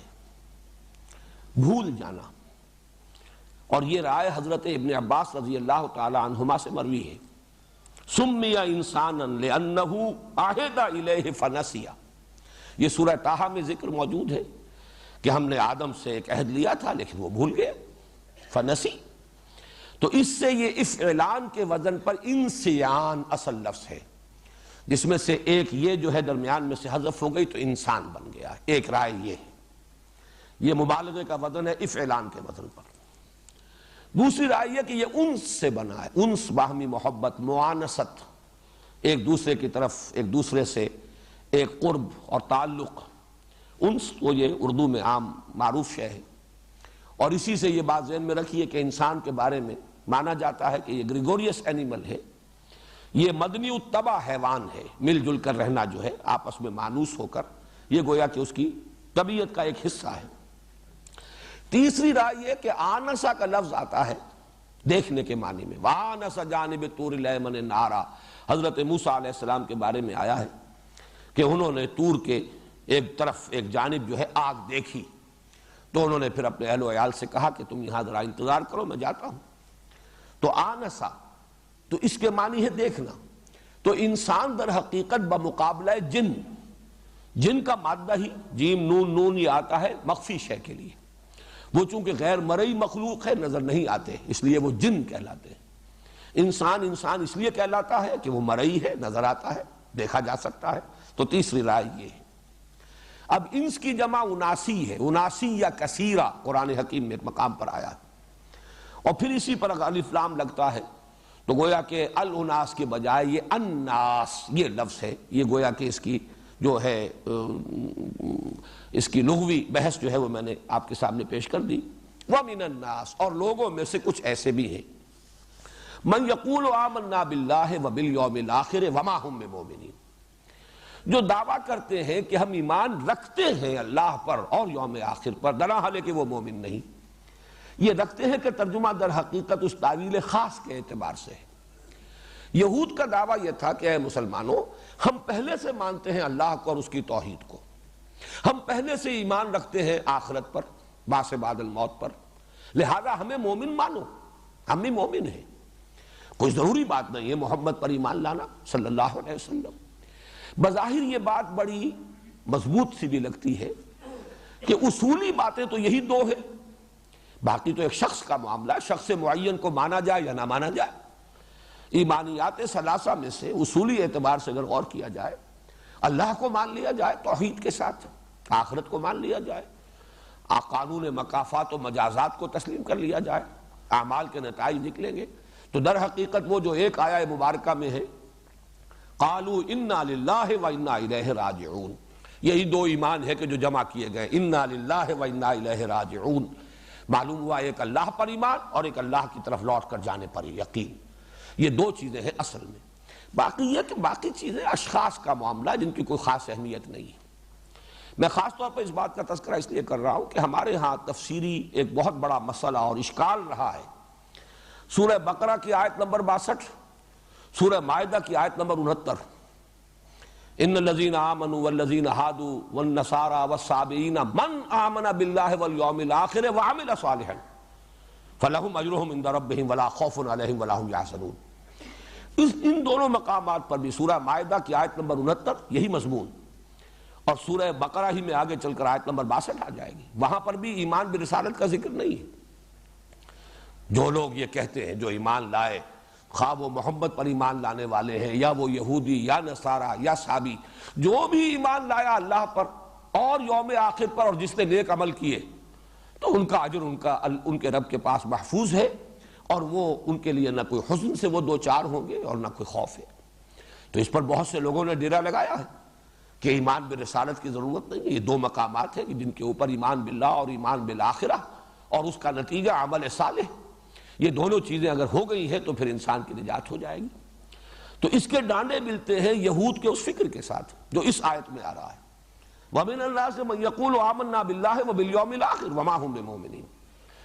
لوگوں میں سے کچھ وہ بھی ہیں جو کہتے ہیں، اس لیے میں نے ترجمے کیے تھے، یہ منافقین پر منطبق کی جائے آیت تو اس کا ترجمہ یوں ہوگا کہ لوگوں میں کچھ ایسے بھی ہیں جو کہتے ہیں ہم ایمان لے آئے اللہ پر اور یوم آخر پر، درحال کہ وہ ایمان نہیں لائے۔ لیکن اگر یہود کا قول، اور جیسا کہ میں نے عرض کیا زیادہ مناسبت معلوم ہو رہی ہے اس تعویل خاص کے ساتھ کہ یہود وہ حضور صلی اللہ علیہ وسلم پر ایمان نہیں لا رہے تھے، لیکن مدعی تھے کہ ہمیں بھی مومن مانو، اس لیے کہ جو اصل ایمان ہے اللہ پر ایمان اور آخرت کا ایمان، اس میں ہم تمہارے ساتھ شامل ہیں، ہمارے اور تمہارے مابین وہ قدر مشترک ہے۔ وہ آخرہ تو میں عرض کر رہا تھا کہ وَمِنَ النَّاسِ مَن يَقُولُ آمَنَّا بِاللَّهِ وَبِالْيَوْمِ الْآخِرِ وَمَا هُمْ بِمُؤْمِنِينَ، حقیقتاً وہ مومن نہیں ہے۔ اب اس پر دونوں پر انطباق کیا جا سکتا ہے، منافق بھی حقیقی ایمان سے محروم تھے، اور یہ بھی جو مدعی تھے کہ ہمیں بھی تسلیم کرو کہ ہم مومن ہیں، اس لیے کہ توحید اور رسالت اور آخرت ان دونوں کو ہم تسلیم کرتے ہیں، تو ان پر بھی جیسا کہ میں نے عرض کیا یہ آیت مبارکہ منطبق ہوتی ہے۔ یخادعون اللہ والذین آمنوا، خدا کہتے ہیں دھوکہ، ظاہری چال، جس کے لیے بڑے پیارے الفاظ ہیں۔ ویسے تو یہ کہ غالباً یہ حدیث نبوی ہے، الحرب خدعۃ، یا یہ کہ کوئی حکیمانہ قول ہے، اور اس کے لیے بڑی پیاری یہ مثال ہے کہ کجامی نمائی کجامی زنی، جب وہ دوبدو جنگ ہوا کرتی تھی تو اس میں یہی سب سے بڑی چال ہوتی تھی کہ آپ اپنے مقابل کو دھوکہ دیں کہ شاید یہ ادھر سے وار کر رہا ہے لیکن وار کسی اور طرف سے ہو جائے، تو یہ در حقیقت چال اور دھوکہ، الحرب خدعۃ۔ یہاں پر جو یہ لفظ آیا ہے تو ایک تو یخادعون، یہ باب مفعلہ ہے، مفعلہ میں دو فریق ایک دوسرے کے مقابلے میں ہوتے ہیں، مقاتلہ، یہ اس کو قتل کرنا چاہتا ہے، یہ اس کو قتل کرنا چاہتا ہے، لیکن یہ کہ ضروری نہیں ہے کہ یہ قتل کر سکے، لہذا ترجمہ میں نے کیا تھا یخادعون، کوشش کر رہے ہیں دھوکہ دینے کی، یخادعون اللہ والذین آمنوا، یہ کوشش کرتے ہیں دھوکہ دینے کی اللہ کو اور اہل ایمان کو۔ اللہ کو دھوکہ دینا کس معنی میں ہے؟ یہ میرے لیے ایک لمحہ فکریہ رہا کہ ظاہر بات ہے کہ کوئی انسان بھی، چاہے وہ منافق ہو اور چاہے وہ یہود میں سے ہو، یہ گمان تو نہیں کر سکتا کہ اللہ کو دھوکہ دیا جا سکتا۔ جو بھی کسی بھی درجے میں اللہ کو مانتا ہو اور اس کی صفات کا علم رکھتا ہو کہ علی کل شیء قدیر ہے، وہ ہر چھپی بات کا جاننے والا ہے،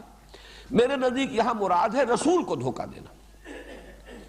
اللہ اور رسول در حقیقت دونوں مل کر ایک وحدت بن جاتے ہیں، بریکٹڈ ہے۔ اللہ کو دھوکہ دینا، رسول کو دھوکہ دینا، در حقیقت اللہ کو دھوکہ دینا ہے۔ وَمَن يُطِعِ الرَّسُولَ فَقَدْ أَطَاعَ اللَّهَ، جو اطاعت کرتا ہے رسول کی در حقیقت اس نے اطاعت کی اللہ کی۔ ان الذین یبایعونک انما یبایعون اللہ ید اللہ فوق ایدیہم، اے نبی جو لوگ آپ سے بیعت کر رہے ہیں حقیقت میں وہ اللہ سے بیعت کر رہے ہیں، اللہ کا ہاتھ ان کے ہاتھوں کے اوپر ہے۔ بظاہر تو یہ دو ہی ہاتھ ہیں، آپ کا دست مبارک ہے اور آپ کے ہاتھ پر بیعت کرنے والے کا ہاتھ ہے، لیکن ایک تیسرا ہاتھ بھی ہے، ید اللہ فوق ایدیہم۔ تو یہاں یخادعون اللہ سے مراد میرے نزدیک واللہ عالم یہاں یہ ہے کہ یہ اللہ کے رسول کو دھوکہ دینے کی کوشش کر رہے ہیں، اور اللہ کے رسول کو دھوکہ دینا در حقیقت اللہ کو دھوکہ دینا ہے۔ والذین آمنوا، اور اہل ایمان کو، وما یخدعون الا انفسهم، اب یہاں یہ ثلاثی مجرد سے آیا ہے، خدع یخدع، اور اس میں یقیناً جیسے قتل یقتل، قتل کر دیا،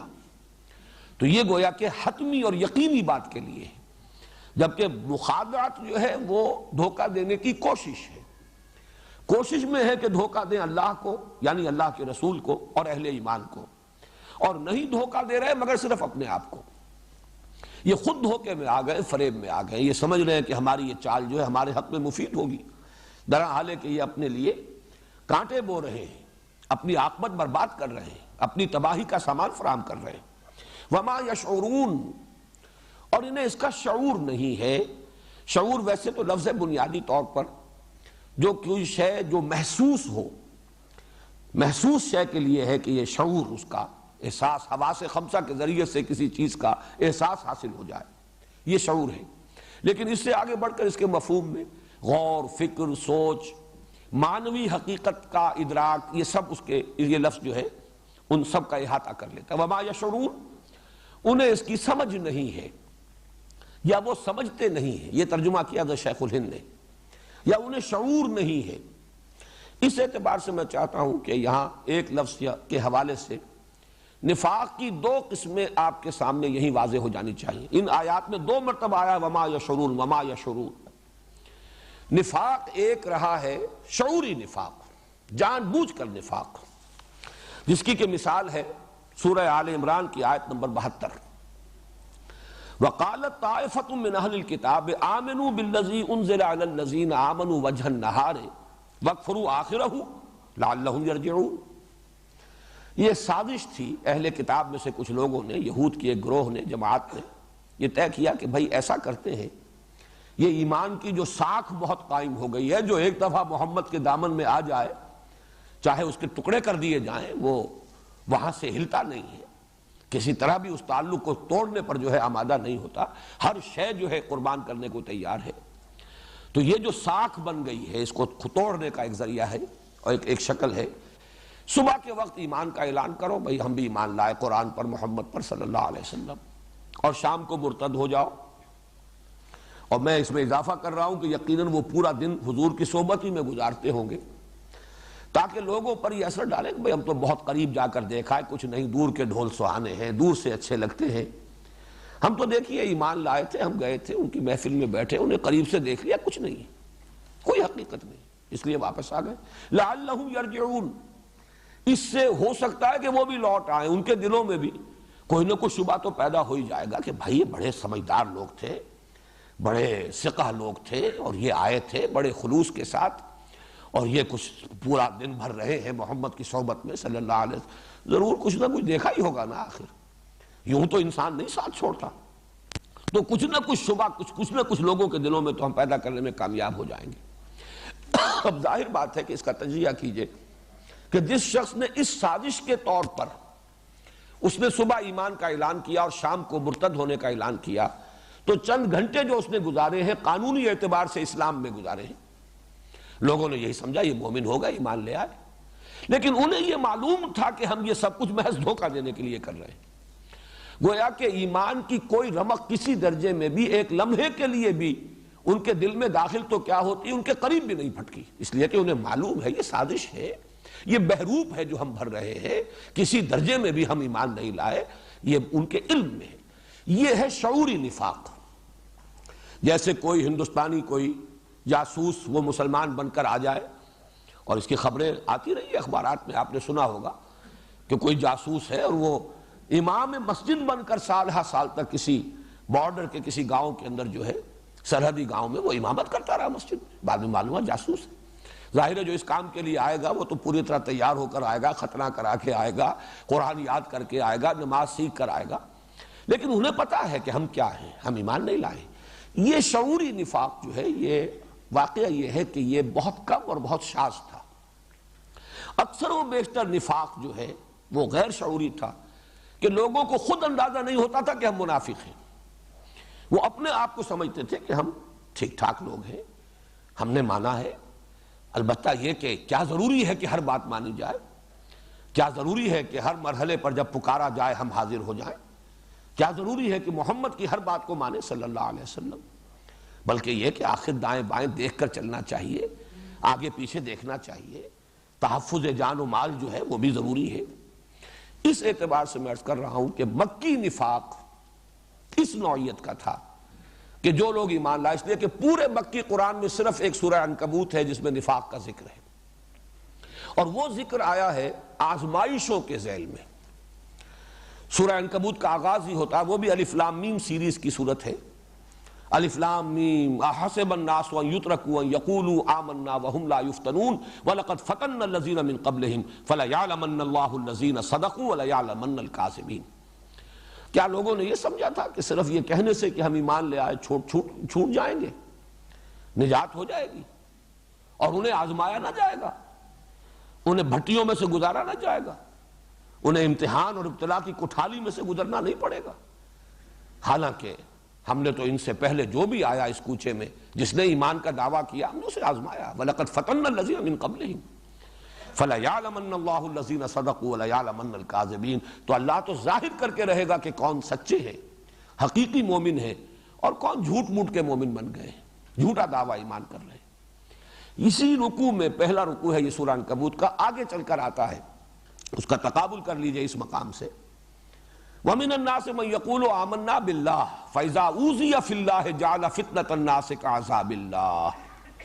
وَلَئِن جَاءَ نَصْرٌ مِّن رَّبِّكَ لَيَقُولُنَّ إِنَّا كُنَّا مَعَكُمْ أَوَلَيْسَ اللَّهُ بِأَعْلَمَ بِمَا فِي صُدُورِ الْعَالَمِينَ وَلَيَعْلَمَنَّ اللَّهُ الَّذِينَ آمَنُوا وَلَيَعْلَمَنَّ الْمُنَافِقِينَ۔ پورے مکی قرآن میں مکی صورتوں میں صرف یہ ایک مقام ہے جہاں لفظ منافق آیا ہے۔ لوگوں میں سے کچھ ایسے بھی ہیں جو دعویٰ تو کر بیٹھتے ہیں ہم ایمان لائے اللہ پر، لیکن جب اللہ کی راہ میں اب ایذا پہنچتی ہے، تکلیف آتی ہے، مصیبت آتی ہے، امتحان اور آزمائش کی بھٹی میں سے گزرنا پڑتا ہے، تو وہ لوگوں کی طرف سے ڈالی ہوئی آزمائش سے ایسے گھبرا اٹھتے ہیں جیسے اللہ کے عذاب سے، پسپائی اختیار کرتے ہیں، حوصلے جواب دے جاتے ہیں، اعصاب ڈھیلے پڑ جاتے ہیں۔ فرمایا اور اگر تیرے رب کی مدد آ جائے وَلَئِن جَاءَ نَصْرٌ مِّن رَّبِّكَ لَيَقُولُنَّ إِنَّا كُنَّا مَعَكُمْ، اگر سہولت کا وقت آ جائے تو یہی لوگ پھر آ کھڑے ہوں گے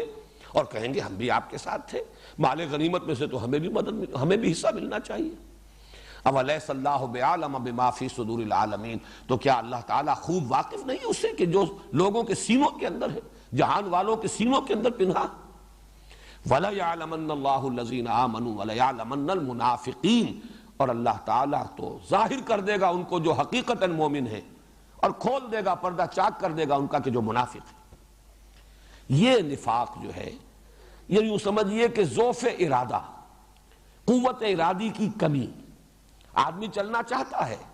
ایک بات اچھی لگی ہے، بات اچھی ہے، صحیح ہے، دل گواہی دیتا ہے کہ حق ہے، چلو بھائی قبول کر لو، قبول کر لیا، لیکن اب آئی آزمائش، اب رشتے ٹوٹے، اب گھر سے نکالا جا رہا ہے، اب ماریں پڑ رہی ہیں، اب اعصاب ڈھیلے پڑ گئے، وہ عزیمت اور ہمت کی کمی، قوت ارادی کا ضعف، یہ ہے در حقیقت وہ چیز کہ جس کا تذکرہ کیا گیا ہے سورہ عنکبوت میں۔ مدینہ منورہ میں آ کر اس میں ایک اور شے کا اضافہ ہوا، جہاں شعوری نفاق بھی شروع ہو گیا، جیسے کہ اس مثال میں دے چکا ہوں، یعنی سازشی نفاق کہ محض دھوکہ دینے کے لیے ایمان کا اعلان کیا جائے، وہاں اس میں ایک اور چیز کا اضافہ ہوا۔ اب قبائلی سطح پر فیصلے ہو رہے تھے، ایک گھرانہ طے کرتا ہے کہ بھائی اب چلیو ایمان لے آؤ، ٹھیک ہے، جیسے کہ کہیں آخری دور میں جب کہ فتح آ گئی ہے، جب وقت آیا ہے، اور يدخلون الناس فی دین اللہ ورایت الناس يدخلون فی دین اللہ افواجا، فوج در فوج آئے ہیں، تو ظاہر بات ہے کہ ہر شخص کے دل میں وہ یقین والا ایمان تو نہیں داخل ہو گیا تھا۔ ایک قبیلے کی سطح پر طے کیا گیا کہ بھئی چلو اب ایمان لے آؤ چل کر، اب تو معاملہ ختم ہوا، اب اس نو یوز کنٹینیوئنگ ریزسٹنس، اب راستہ نہیں روکا جا سکتا محمد کا صلی اللہ علیہ وسلم۔ تو یقیناً اس وقت جو لوگ ایمان لاتے تھے ان میں مومن صادق بھی تھے، ان میں یقیناً منافق بھی ہوں گے کہ ٹھیک ہے اس وقت تو گردن جھکا لو، جب موقع آئے گا پھر دیکھیں گے۔ یہ گویا کہ وہ شعوری نفاق۔ اور کچھ ایسے لوگ بھی کہ جنہوں نے ٹھیک ہے بھئی سب بات تو اچھی ہے، چلو کوئی غلط بات تو ہے نہیں، بات تو ٹھیک ہے، دل گواہی دیتا ہے، فطرت کی بات ہے، ایمان لے آؤ۔ یہ لوگ کسی سنجیدہ فیصلے سے، انفرادی سطح پر سنجیدہ فیصلہ، سوچا سمجھا فیصلہ، یہ اور شے ہوتی ہے، اور ایک اجتماعی فیصلہ، ایک برادری کی سطح پر فیصلہ، ایک قبیلے کی سطح پر فیصلہ، اس میں شامل ہو جانا یہ دوسری بات ہے۔ اب ظاہر ہے کہ جب راستے کے اندر اب تکلیفیں آئیں گی، مصائب آئیں گے، تو پھر قدم ڈگمگائیں گے۔ تو یہ بھی ایک نفاق کی شکل تھی کہ جو مدینہ منورہ میں پیدا ہوئی۔ وہ سورہ حجرات کی آیت ذہن میں لے آئیے، قالت الاعراب آمنا قل لم تؤمنوا ولكن قولوا اسلمنا ولما يدخل الايمان في قلوبكم وان تطيعوا الله ورسوله لا يلدكم من اعمالكم شيئا ان الله غفور رحیم۔ یہ بدو کہتے ہیں ہم ایمان لے آئے، اے نبی ان سے کہیے تم ایمان نہیں لائے ہو، صرف یہ کہو کہ ہم مسلمان ہو گئے، ہم نے اطاعت قبول کر لی، ہم اسلام لے آئے، اور ابھی تک ایمان تمہارے دلوں میں داخل نہیں ہوا، لیکن اگر تم اللہ اور اس کے رسول کی اطاعت کرتے رہو گے، یعنی اگر دھوکہ تمہارے پیش نظر نہیں ہے، چاہے ایمان حقیقتاً ابھی دل میں داخل نہ ہوا ہو، لیکن اگر اطاعت کرو گے یہ ایمان بھی دل میں داخل ہو جائے گا، اس لیے کہ عمل سے بھی ایمان پیدا ہوتا ہے، اور اللہ تمہارے اعمال کے اجر و ثواب میں کوئی کمی نہیں کرے گا۔ لیکن جان لو حقیقی مومن کون ہے، انما المؤمنون الذین آمنوا باللہ ورسولہ ثم لم یرتابوا وجاہدوا باموالہم وانفسہم فی سبیل اللہ اولئک هم الصادقون۔ حقیقی مومن تو وہ ہے جو ایمان لائے اللہ پر اور اس کے رسول پر، پھر شک میں ہرگز نہیں پڑے، اور انہوں نے جہاد کیا اللہ کی راہ میں، کھپا دیے اپنے مال بھی اور اپنی جانیں بھی، صرف یہی ہے سچے مومن۔ تو یہ ہے در حقیقت نفاق کی مختلف صورتیں، جو وما یشعرون کے لفظ کے حوالے سے میں نے چاہا کہ یہیں پر واضح ہو جائے۔ فی قلوبہم مرض فزادہم اللہ مرضا ولہم عذاب علیم بما کانوا یکسبون۔ ان کے دلوں میں ایک روگ ہے بیماری ہے، اور اس بیماری کو معین نہیں کیا گیا وہ کون سی بیماری ہے۔ نوٹ کر لیجئے، یہود کا مرض اگر وہ تعویل خاص سامنے رکھیں کہ اس میں روح سخن یہود کی طرف ہے، تو وہ تکبر، ان کی ایک مذہبی چودراہٹ، اور تکبر ہی کا عکس ہے، اسی کا نتیجہ ہے حسد۔ یہ مقام ہم سے کیوں سلب ہوا؟ 2000 برس تک یہ ہمارا امتیازی مقام تھا، ہم تھے وحی اور نبوت کہ محبت ہم تھے، ہم پر، ہمارے اندر سے نبی اٹھتے رہے، کتابیں ہمیں دی گئیں، یہ چودراہٹ اور سیادت اس کے منصب پر ہم علماء اہل یہود ہم قائم، ہم فائز ہیں۔ آج یہ چیز ہم سے سلب کر کے دوسروں کو دے دی گئی، تو حسد، تو تکبر اور حسد در حقیقت ایک ہی تصویر کے دو رخ ہیں۔ ان کا مرض یہ تھا، اسی لیے یہاں پر لفظ مرض کو جو مبہم رکھا گیا، واضح نہیں کیا گیا۔ اور نفاق کا، منافقین کا اصل مرض کیا تھا؟ بزدلی، حب جان، حب مال، یا یوں کہیے حب دنیا۔ جان بھی عزیز ہے، مال بھی عزیز ہے، اسلام بھی عزیز ہے، لیکن یہ کہ اسلام کے لیے جان اور مال کی قربانی کھیلنا، یہ اس کے لیے تیار نہیں۔ ہو جائے کچھ، خود بخود ہو جائے، آپ سے آپ ہو جائے۔ مجھے لطیفے کے درجے میں بات یاد آ رہی ہے، ہمارے ایک ساتھی ہیں بزرگ، بہت ہی بزلہ سنج کراچی میں، وہ اس ایک بڑی تلخ حقیقت کو بہت ہی خوبصورت انداز میں بیان کیا کرتے ہیں۔ اللہ حق، رسول حق، قرآن حق، دین حق، لیکن پیٹ بر حق۔ یہ مسئلہ جب آتا ہے انسان کے سامنے، یہ سب حق ہیں، لیکن مالی نقصان برداشت کرنا، جان کا نقصان برداشت کرنا، جبکہ وہ لوگ کہ جو خرچ بعد آباد کی شان کے ساتھ آتے ہیں، تو علامہ اقبال کا وہ شعر بہت مشہور ہے، تو بچا بچا کے نہ رکھ اسے، تیرا آئینہ ہے وہ آئینہ کہ شکستہ ہو تو عزیز تر ہے نگاہ آئینہ ساز میں۔ لیکن جن کی یہ کیفیت نہیں، وہ جو غالب نے کہا کہ جس کو ہو جان و دل عزیز اس کی گلی میں جائے کیوں، لیکن کچھ لوگ اس گلی میں داخل تو ہو گئے ہیں، جان بھی عزیز ہے، مال بھی عزیز ہے، کسی شے کا نقصان جو ہے گوارا نہیں ہے، تو وہ تو مذبذب ہو کر رہ جائیں گے۔ فی قلوبہم مرض، تکبر کا مرض یہ یہود کا، اور حب دنیا، حب مال، دنیا کے تمام متعلقات اس میں آ جائیں گے۔ اولاد بھی پیاری ہے، اہل و عیال سے بھی محبت ہے، گھر بھی پیارا ہے۔ سورہ توبہ کی وہ آیت ذہن میں لے آئیے، قُلْ إِنْ كَانَ آبَاؤُكُمْ وَأَبْنَاؤُكُمْ وَإِخْوَانُكُمْ وَأَزْوَاجُكُمْ وَعَشِيرَتُكُمْ وَأَمْوَالٌ اقْتَرَفْتُمُوهَا وَتِجَارَةٌ تَخْشَوْنَ كَسَادَهَا وَمَسَاكِنُ تَرْضَوْنَهَا أَحَبَّ إِلَيْكُم مِّنَ اللَّهِ وَرَسُولِهِ وَجِهَادٍ فِي سَبِيلِهِ فَتَرَبَّصُوا حَتَّىٰ يَأْتِيَ اللَّهُ بِأَمْرِهِ وَاللَّهُ لَا يَهْدِي الْقَوْمَ الْفَاسِقِينَ۔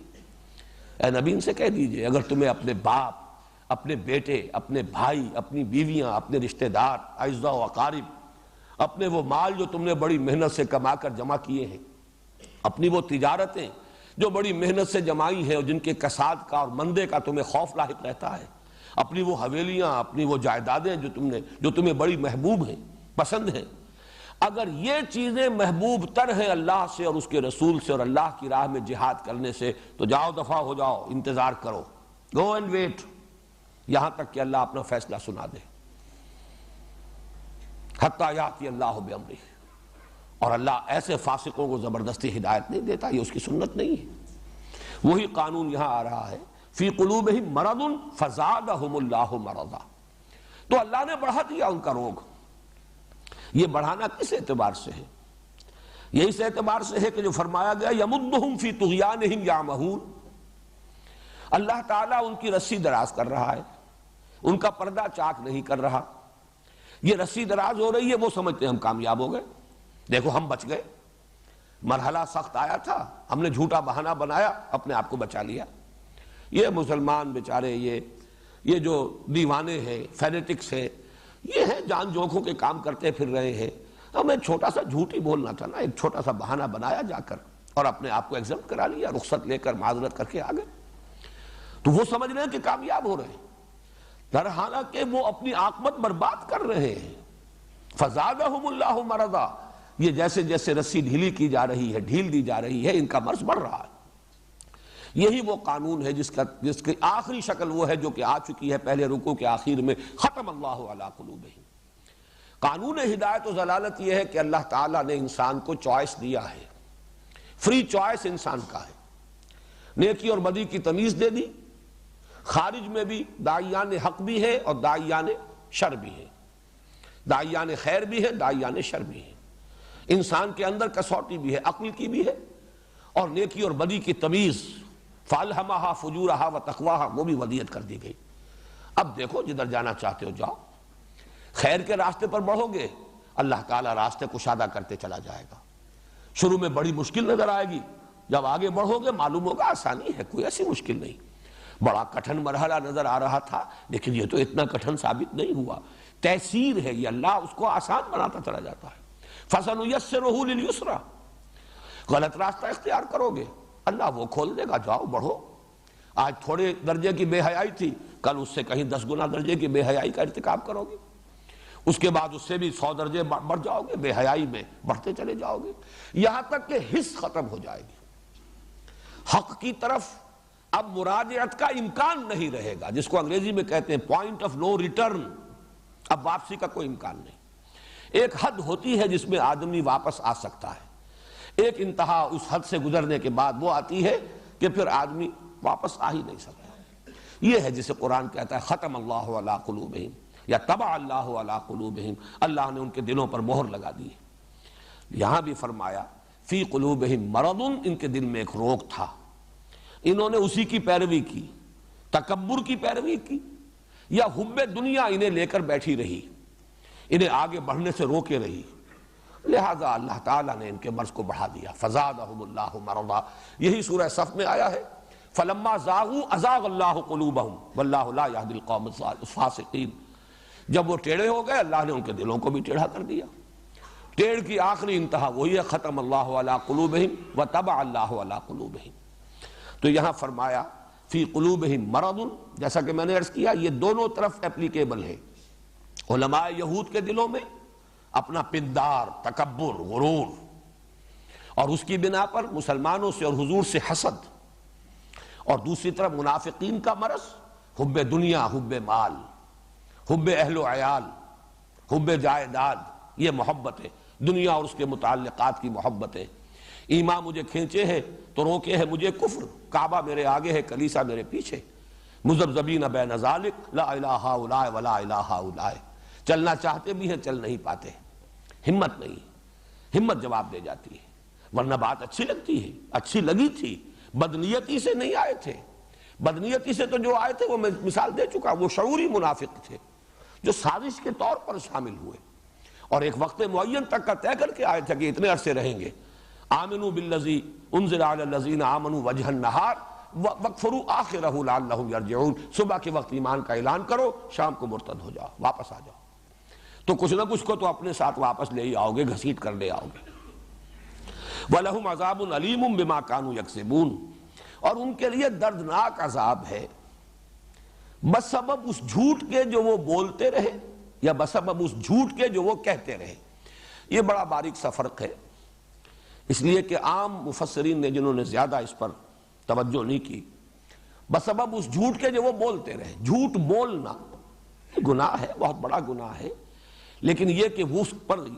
لہم عذاب علیم بما کانوا یکذبون، یہ اس کا اس شدت کے ساتھ جو ہے اس پر نکیر اور اس پر اتنی سخت جو ہے گرفت، وہ اس کے ساتھ پروپورشنیٹ نہیں ہے۔ چنانچہ شاہ عبد القادر رحمۃ اللہ علیہ نے اور انہی کے تتبع میں حضرت شیخ الہند رحمۃ اللہ علیہ نے ترجمہ کیا جھوٹ کہتے رہے، یعنی وہ اپنے ایمان کا دعویٰ جو کر رہے تھے وہ جھوٹا تھا۔ ان کے ایمان کا دعویٰ، چاہے وہ یہود، وہ کہتے تھے بھی ہم بھی مومن ہیں، حقیقتاً وہ مومن نہیں ہے، یہ دعویٰ ان کا جھوٹا ہے، جو جھوٹ کہا انہوں نے، یہ قول ان کا جھوٹ پر مبنی ہے۔ اسی طریقے سے اگر منافقین نے کہا تو یہ بھی ان کا در حقیقت، جیسے کہ میں آیت سنا چکا ہوں آپ کو، اذا جاءک المنافقون قالوا نشهد انک لرسول اللہ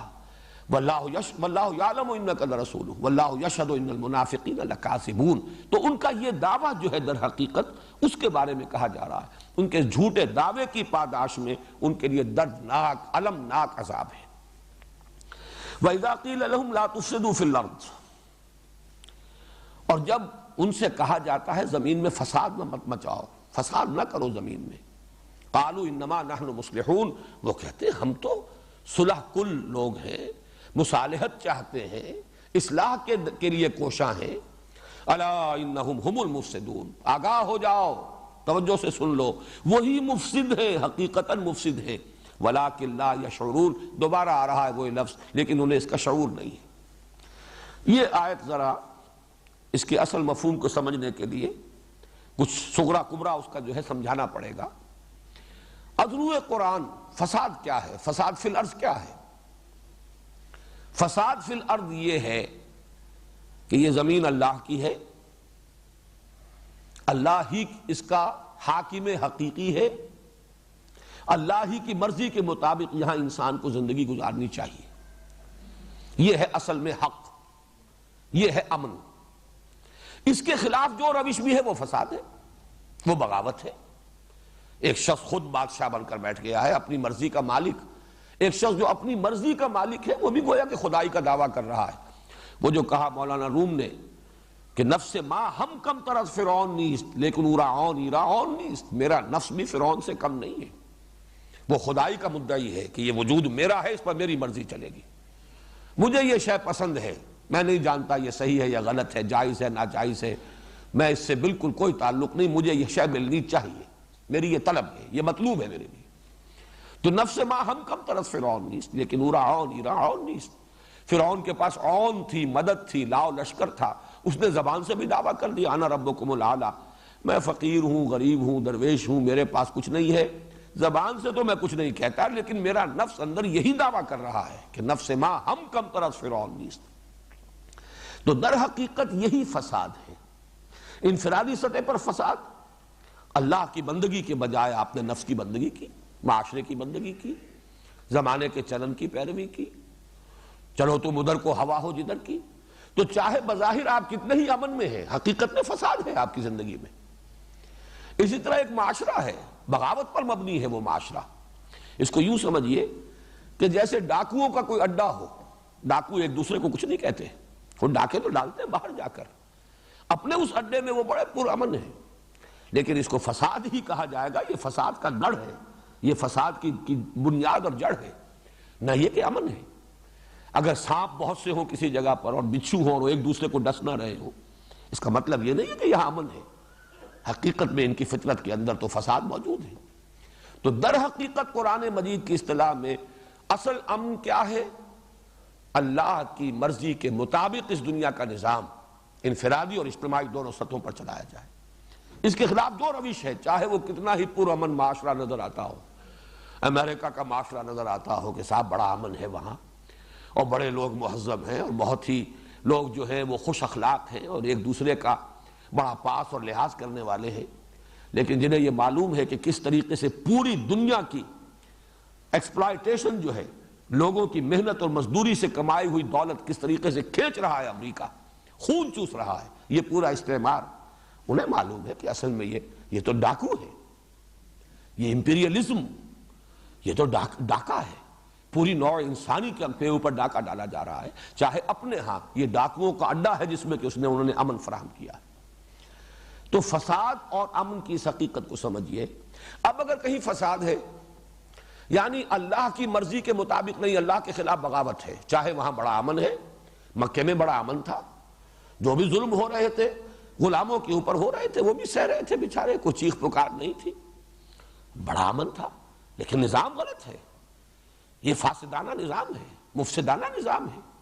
اس کو بدلنے کے لیے محمد الرسول اللہ والذین معہ اب کوشاں ہیں۔ ایک پیدا ہوا ہے تصادم ماحول کے اندر، اسی کا اگلا مرحلہ وہ ہے جو مدنی دور میں آیا، جس میں اب جنگ و جدال بھی ہے۔ قاتلوا فی سبیل اللہ الذین یقاتلونکم، تو در حقیقت اس فساد کو ختم کرنے کے لیے چاہے بظاہر یہاں جنگ کی جا رہی ہے، خونریزی کی جا رہی ہے، لیکن یہ امن ہے، اور وہ لوگ جو کہتے نہیں بھائی لڑو بھیڑو نہیں، امن سے رہو، چلو مان لو، باطل کو بھی مان لو، ریکگنائز کر لو، کچھ ان سے ان کی مانو، کچھ اپنی منوا لو، اور بجائے اس کے کہ تم یہ جو جد و جہد کر رہے ہو اس میں اپنا بھی نقصان کر رہے ہو، اپنا بھی تن من دھن، اپنی بھی قربانیاں، اپنے لیے بھی مصائب، اپنے لیے بھی مشکلات، اور دوسروں کا بھی بہرحال خون گر رہا ہے، خون ریزی ہو رہی ہے، اس کی بجائے اس سب کو چھوڑو اور امن کی کیفیت اختیار کرو. یہ فساد ہے اصل میں. اس جد و جہد کو سیبوٹاج کرنا، جو اس بغاوت فی الارض جو ہے اللہ تعالیٰ کے خلاف، اس کو رفع کرنے کے لیے اللہ کے وفادار بندے ایک جماعت اور ایک جمعیت کی شکل میں کھڑے ہو جائیں باطل کے ساتھ نبردآزمہ ہونے کے لیے. تو جو کوئی اب اس راستے میں رکاوٹ بنے گا، چاہے وہ مصالحت کے نام پر ہو، چاہے وہ صلح کل ہونے کے اعتبار سے ہو، چاہے وہ کہا جا رہا ہو کہ یہ لڑنا بھیڑنا کیا ہے، رواداری ہونی چاہیے، بڑے خوشنما عنوانات ہوں، لیکن حقیقت میں یہ فساد ہے. یہاں وہ کردار سامنے لے آئیے، منافقین کا کردار. اصل میں تو جان و مال عزیز تھے، میدان میں آنے کے لیے تیار نہیں تھے. رشتے بڑے عزیز تھے، رشتوں پر آنچ جو ہے وہ گوارا نہیں تھی. اور یہ جو حق کی تلوار آئی تھی تو رشتے کاٹ رہی تھی. باپ بیٹا جدا ہو رہا ہے، بھائی بھائی سے جدا ہو رہا ہے. اس اعتبار سے جب وہ اس کے خلاف کوشش کرتے تھے اور مومنین صادقین ان سے کہتے تھے وَإِذَا قِيلَ لَهُمْ لَا تُفْسِدُوا فِي الْأَرْضِ، غور کیجئے یہ فساد کون سا ہے؟ مت فساد مچاؤ زمین میں. وہ فساد یہ ہے کہ اصلاح فی الارض کی جو کوشش ہو رہی ہے اس کو سیبوٹاج نہ کرو، ساتھ دو. جس طریقے سے کہ دوسرے مومنین صادقین ساتھ دے رہے ہیں محمد کا صلی اللہ علیہ وسلم. جب تم بھی کہتے ہو کہ ہاں ہم توحید کو بھی مانتے ہیں اور آخرت کو بھی مانتے ہیں اور تورات کو مانتے ہو اور تورات کی تصدیق کرتے ہوئے یہ قرآن آیا، اس کو بھی مانو اور دست و بازو بنو. وہ حضور صلی اللہ علیہ وسلم کی پکار من انصاری اللہ، تو سب کے سب اب مددگار بنو تاکہ یہ اللہ کے خلاف جو بغاوت ہے زمین میں یہ فرو ہو اور اللہ کا نظام قائم ہو، اللہ کی حکومت قائم ہو، حق بحقدار رسید. اصل امن تب ہوگا. لیکن ان منافقین اور یہود دونوں کا کی روش، اس کے راستے میں رکاوٹیں ڈالنا، محمد الرسول اللہ والذین معہ کی جد و جہد کو سیبوٹاج کرنے کی کوشش ہے، جسے قرآن یہاں کہہ رہا ہے یہ فساد فی الارض ہے. اور وہ جواب میں کہہ رہے ہیں ہم تو مسلح ہیں، ہم تو چاہتے ہیں کہ یہ لڑائی بھڑائی نہیں ہونی چاہیے، خام خواہ کی خوریزی نہیں ہونی چاہیے، یہ اس طریقے سے کٹ جانا بھی کیا ضروری ہے. ٹھیک ہے رواداری ہونی چاہیے، ان کی بات بھی ٹھیک ہے، وہ اپنی جگہ پر خوش، ہم اپنی جگہ پر خوش. بات جو ہے ذرا میٹھے انداز میں صرف کی جانی چاہیے، بجائے اس کے کہ یہ تلخ انداز اختیار کیے جائیں، بجائے اس کے کہ کٹنے اور جڑنے کا عمل کیا جائے. اس کی بجائے یہ کہ مصالحت کی روش اختیار کی جائے. جیسا کہ میں عرض کر چکا ہوں ولید بن مغیرہ کا کردار مکی دور میں یہی تھا، اور یہاں مدینے میں آ کر یہود کا اور پھر منافقین کا ان کے زیر اثر کردار یہ تھا. چنانچہ کہا گیا وَإِذَا قِيلَ لَهُمْ لَا تُفْسِدُوا فِي الْأَرْضِ، جب ان سے کہا جاتا زمین میں فساد مت بچاؤ. اور فساد سے مراد مخالفت اللہ کے رسول اور ان کے ساتھیوں کی. ان کی مخالفت کرنے کی بجائے ان کے دست و بازو بنو، ان کے ساتھ دو. قالوا، وہ یہ کہتے ہیں انما نحن مسلمون، دیکھو بھائی ہم تو چاہتے ہی ہیں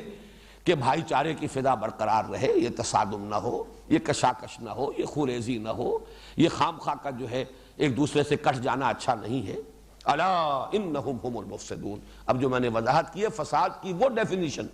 اور امن کی وہ ڈیفینیشن اگر سامنے ہو تو اب یہ ایک ایک حرف جو ہے اس کا یہ ابھر کر آئے گا اجاگر ہو کر. الا انہم هم المفسدون ولکن لا یشعرون، انہیں پتہ نہیں ہے، حقیقت ان کے سامنے واضح نہیں ہے. یہ دیکھ رہے ہیں شارٹ سائٹڈ ہیں، یہ صرف اس وقت دیکھ رہے ہیں کہ کوئی تکلیف نہ آ جائے، کوئی مصیبت نہ آ جائے، کوئی جھگڑا نہ ہو، کوئی ایک دوسرے کے خلاف سفارہ ہونے کی پوزیشن نہ ہو جائے، ایک دوسرے سے کٹ نہ جائیں، بلکہ یہ کہ صلح کل اور رواداری کے انداز میں معاشرے کے اندر ہم مل جل کر رہے. حقیقت میں یہ فساد ہے. اس لیے کہ جو فساد کو رفع کرنے کی جد و جہد ہو رہی ہے اس کا ساتھ دینا ہے، یہ ضروری ہے، لیکن انہیں اس کا شعور نہیں ہے. وَإِذَا قِيلَ لَهُمْ آمِنُوا كَمَا آمَنَ النَّاسِ، جب ان سے کہا جاتا ہے ایمان لاؤ جیسے کہ دوسرے لوگ ایمان لائیں. اب یہاں آمن الناس الف لام کے ساتھ ہے، اہل ایمان ان کی طرف اشارہ کیا جا رہا ہے. یہ گویا کہ معہود ہے جیسے یہ دوسرے لوگ ایمان لائے. دیکھو ابو بکر کو، دیکھو عمر کو، دیکھو حمزہ کو، دیکھو ان تمام مہاجرین کو، یہ گھر باہر چھوڑ کر آ گئے ایمان کے لیے اللہ اور اس کے رسول کی وفاداری میں. اور ظاہر بات ہے کہ مومنین صادقین انصار میں، اوس میں، خزرج میں، جنہوں نے ہمتن محمد کی اطاعت قبول کی ہے صلی اللہ علیہ وسلم، اپنا سب کچھ حضور کے ڈسپوزل پر رکھ دیا ہے، مہاجرین کے لیے اپنے گھر تقسیم کر دیے ہیں، اپنی دکانیں تقسیم کر دی ہیں، اور وہ اخوت اور بھائی چارہ ان کے ساتھ جو بڑھتا ہے. تو فرمایا کہ جب ان سے کہا جاتا ہے جیسے وہ لوگ ایمان لائے ویسے ایمان لاؤ.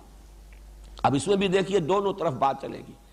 یہود کہتے تھے کہ ہم مومن ہیں، جب ہم مانتے ہیں توحید کو اور مانتے ہیں آخرت کو تو ہم مومن ہیں. ہم موسیٰ کو مانتے ہیں، اس کی کتاب کو مانتے ہیں، تم محمد کو مان رہے ہو، قرآن کو مان رہے ہو، تو کیا فرق واقع ہو گیا؟ اس اعتبار سے ہمیں بھی مومن تسلیم کرو، ریکگنائز کرو ہمیں. یہ بات میں چاہتا ہوں ایک اور اعتبار سے بھی آپ کے سامنے رکھ دوں کہ تاریخی اعتبار سے اللہ تعالیٰ کی طرف سے بھی ایک بہت بڑی حکمت جو ظاہر ہوئی وہ یہ تھی کہ 16 مہینے کے لیے حضور کو یہ حکم دیا گیا. پہلے تو یہ معلوم نہیں تھا کہ 16 مہینے کے لیے، یہ تو میں اس اعتبار سے کہہ رہا ہوں کہ تحویل قبلہ جب ہو گئی 16 مہینے کے بعد تو گویا کہ اس کی مدت کل یہ تھی، بیت المقدس کی طرف رخ کر کے نماز پڑھو. اس میں بھی در حقیقت وہ ایک کیفیت تھی یہود کے لیے، بڑی حکمت یہ تھی کہ یہودی فوری طور پر ان کے کان کھڑے نہ ہو جائیں اور وہ پہلے دن ہی سے مخالفت پر کمر بستہ نہ ہو جائیں. یہ بات ان کے ذہن میں آئے کہ یہ لوگ بھی ہمارے ساتھی ہیں، ان کا قبلہ وہی ہے، ایک ہی قبلہ ہے، اور گویا کہ یہ ہمارے کیمپ فالوورز ہیں، یہ تو ہماری پیروی کر رہے ہیں، یہ اپنے قبلے سے کٹ گئے. ان کا جو مقدس مقام ہے، آبائی مقام ہے، نسلی مقام ہے، ابراہیم کی بنائی ہوئی عمارت ہے، ان کے جد امجد کی ہے، جس کے ساتھ ان کا نسلی اور قومی اور اپنے تمام جو ہے روایات کے اعتبارات سے بڑا گہرا رشتہ ہے. اس کی طرف رخ کرنے کے بجائے انہوں نے بیت المقدس کی طرف رخ کیا ہے. تو گویا کہ ایک طرح سے انہیں کچھ اطمینان حاصل ہوا کہ یہ کوئی اتنے غیر بھی نہیں ہے، کوئی اتنا زیادہ گھبرانے کی ضرورت نہیں ہے. یہ گویا کہ ایک اعتبار سے تو ہمارے متبعین ہیں، ہمارے قبلے کی پیروی کر رہے ہیں، گویا کہ ہمارے کیمپ فالوورز ہیں. لہذا فوری طور پر اب آپ دیکھیے کہ وہ جو حضور صلی اللہ علیہ وسلم نے جا کر یہود کو معاہدوں میں جکڑ لیا، یہ حضور صلی اللہ علیہ وسلم کی طرف سے بہت بڑا حکیمانہ اقدام تھا. اور یہ قبلے کا معاملہ میں سمجھتا ہوں کہ اسی نوعیت کا اللہ تعالیٰ کی طرف سے حکمت کا اظہار ہے کہ بجائے اس کے کہ یہ فوری طور پر نپ دی ایول ان دی بڈ کے انداز میں فوری طور پر بیخ کرنے کے لیے تیار ہو جائیں، کمر کس لیں، اور حضور صلی اللہ علیہ وسلم کو اہل ایمان کو مدینے کے اندر اپنی پوزیشن کنسولیڈیٹ کرنے کا موقع ہی نہ ملے. یہ 16 مہینے محمد رسول اللہ کو ملے صلی اللہ علیہ وسلم. اس میں آپ نے اپنی پوزیشن کو مستحکم کر لیا اور انہیں جکڑ لیا معاہدوں کے اندر، اور اس کے اندر وہ ایسے جکڑے گئے ہیں کہ پھر سازشیں کرتے رہے، جھوٹ بولتے رہے، اوپر سے صلح اور نیچے سے سازش. ظاہر بات ہے جو شخص یہ رویہ اختیار کرتا ہے اس کی اپنی کوئی مورل سٹرینتھ باقی نہیں رہتی، اس کے اپنے اندر کوئی اخلاقی قوت برقرار نہیں رہتی. وہ تو خود اپنے ضمیر کے سامنے مجرم ہوتا ہے کہ اوپر سے صلح کیے ہوئے ہوں اور میں بباطن ان کے خلاف سازش کر رہا ہوں. لہذا اس کے وار میں کبھی زور نہیں ہوگا. وہ جو کبھی کہا تھا جگر نے کہ میں چوٹ بھی کھاتا جاتا ہوں اور قاتل سے بھی کہتا جاتا ہوں، توہین ہے دست و بازو کی وہ وار کے جو بھرپور نہیں. جس شخص کو یقین نہ ہو کہ جو کام میں کر رہا ہوں وہ حق ہے، اس کے وار میں زور نہیں ہوتا. توہین ہے دست و بازو کی وہ وار کے جو بھرپور نہیں، اس کا وار بھرپور ہو ہی نہیں سکتا، اس لیے کہ وہ تو خود اپنی نگاہ میں ذلیل ہے اور مجرم ہے اپنے ضمیر کے سامنے. اس اعتبار سے یہ بڑا حکیمانہ معاملہ تھا. میں سمجھتا ہوں اس کے ساتھ اس کی ایک بڑی مطابقت ہے کہ ان کا پھر یہ دعویٰ تھا کہ ٹھیک ہے ہم بھی مومن، تم بھی مومن، ہمیں بھی ریکگنائز کرو. کیوں، کیا ضروری ہے کہ ہم ضرور محمد پر ایمان لائیں، ضرور اپنا ہاتھ محمد کے ہاتھ میں دیں صلی اللہ علیہ وسلم. تم بھی مانتے ہو تورات اللہ کی کتاب ہے، وہ ہمارے پاس ہے. تم مانتے ہو موسیٰ اللہ کے رسول تھے، ہم ان کو مانتے ہیں. یہ پس منظر رکھیے. چونکہ میں نے مولانا اصلاحی صاحب کے حوالے سے یہ بات کہی ہے، مجھے اس میں وزن نظر آیا ہے. تو یہ دونوں، یہ جو جتنا بھی یہ بیان ہو رہا ہے، یہ پورا نیریٹو جو ہے، اس میں یہ دونوں بالکل فٹ بیٹھ رہے ہیں. کہیں پر زیادہ چیز جو ہے زیادہ مناسب ہے وہ یہود کے ساتھ، جیسے کہ پہلی آیت ہے وَمِنَ النَّاسِ مَن يَقُولُ آمَنَّا بِاللَّهِ وَبِالْيَوْمِ الْآخِرِ وَمَا هُمْ بِمُؤْمِنِينَ. اس کی زیادہ جو ہے انطباق یہود پر ہوتا ہے کہ اس میں ایمان برسالت کا ذکر نہیں. لیکن یہ کہ یہ جو طرز عمل آ رہا ہے کہ وہ یہ کہتے ہیں وَإِذَا قِيلَ لَهُمْ آمِنُوا كَمَا آمَنَ النَّاسُ قَالُوا أَنُؤْمِنُ كَمَا آمَنَ السُّفَهَاءُ. جواب میں وہ کہتے ہیں کہ کیا ہم ایمان لائیں جیسے یہ احمق لوگ ایمان لائیں. سفیہ اسے کہتے ہیں جسے اپنے برے اور بھلے کا فہم حاصل نہ ہو. جیسے کہ آیا ہے سورہ نساء میں وَلَا تُؤْتُوا السُّفَهَاءَ أَمْوَالَكُمْ. نہ سمجھ ابھی اگر کسی میں، جیسا کسی زمانے میں انگریز کے دور میں کورٹ آف وارڈ ہو جاتا تھا کوئی بڑا جاگیردار ہے، زمیندار ہے، اولاد جو ہے ناسمجھ ہے یا یہ کہ آوارہ ہو گئی ہے، تو حکومت جبراً کورٹ آف وارڈ جو ہے مقرر کر دیتی تھی کہ اس سے وہ کھائیں پیئیں، ان کا خرچہ ادا کیا جائے، لیکن یہ کہ اس جائیداد کے اوپر کنٹرول جو ہے ان کا نہ ہو، ورنہ علل تللوں میں اڑا دیں گے۔ تو یہی بات آئی ہے سورہ نساء کے اندر، وَلَا تُؤْتُوا السُّفَهَاءَ أَمْوَالَكُمْ، جو اگر سمجھ نہیں ہے، نیک اور بد کی تمیز نہیں ہے، اپنے نفع اور نقصان کا اگر شعور نہیں ہے، تو ان کے حوالے مت کرو مال۔ تو اسی طریقے سے سفیہ وہ یہ کہتے تھے یہ لوگ جو ہیں یہ تو دیوانے ہیں، فینیٹکس ہیں، انہیں اپنے نفع کا خیال نہیں، نقصان کا خیال نہیں، جان کی پرواہ نہیں، مال کی پرواہ نہیں، یہ تو جان ہتھیلیوں پر لیے پھر رہے ہیں، گھر بار چھوڑ کر یہاں آ گئے ہیں، یا یہاں سے جو انصار میں سے ہیں مومنین صادقین۔ آخر آدمی کو چلنا چاہیے دائیں بائیں دیکھ کر، سوچ سمجھ کر، آگا پیچھا دیکھ کر،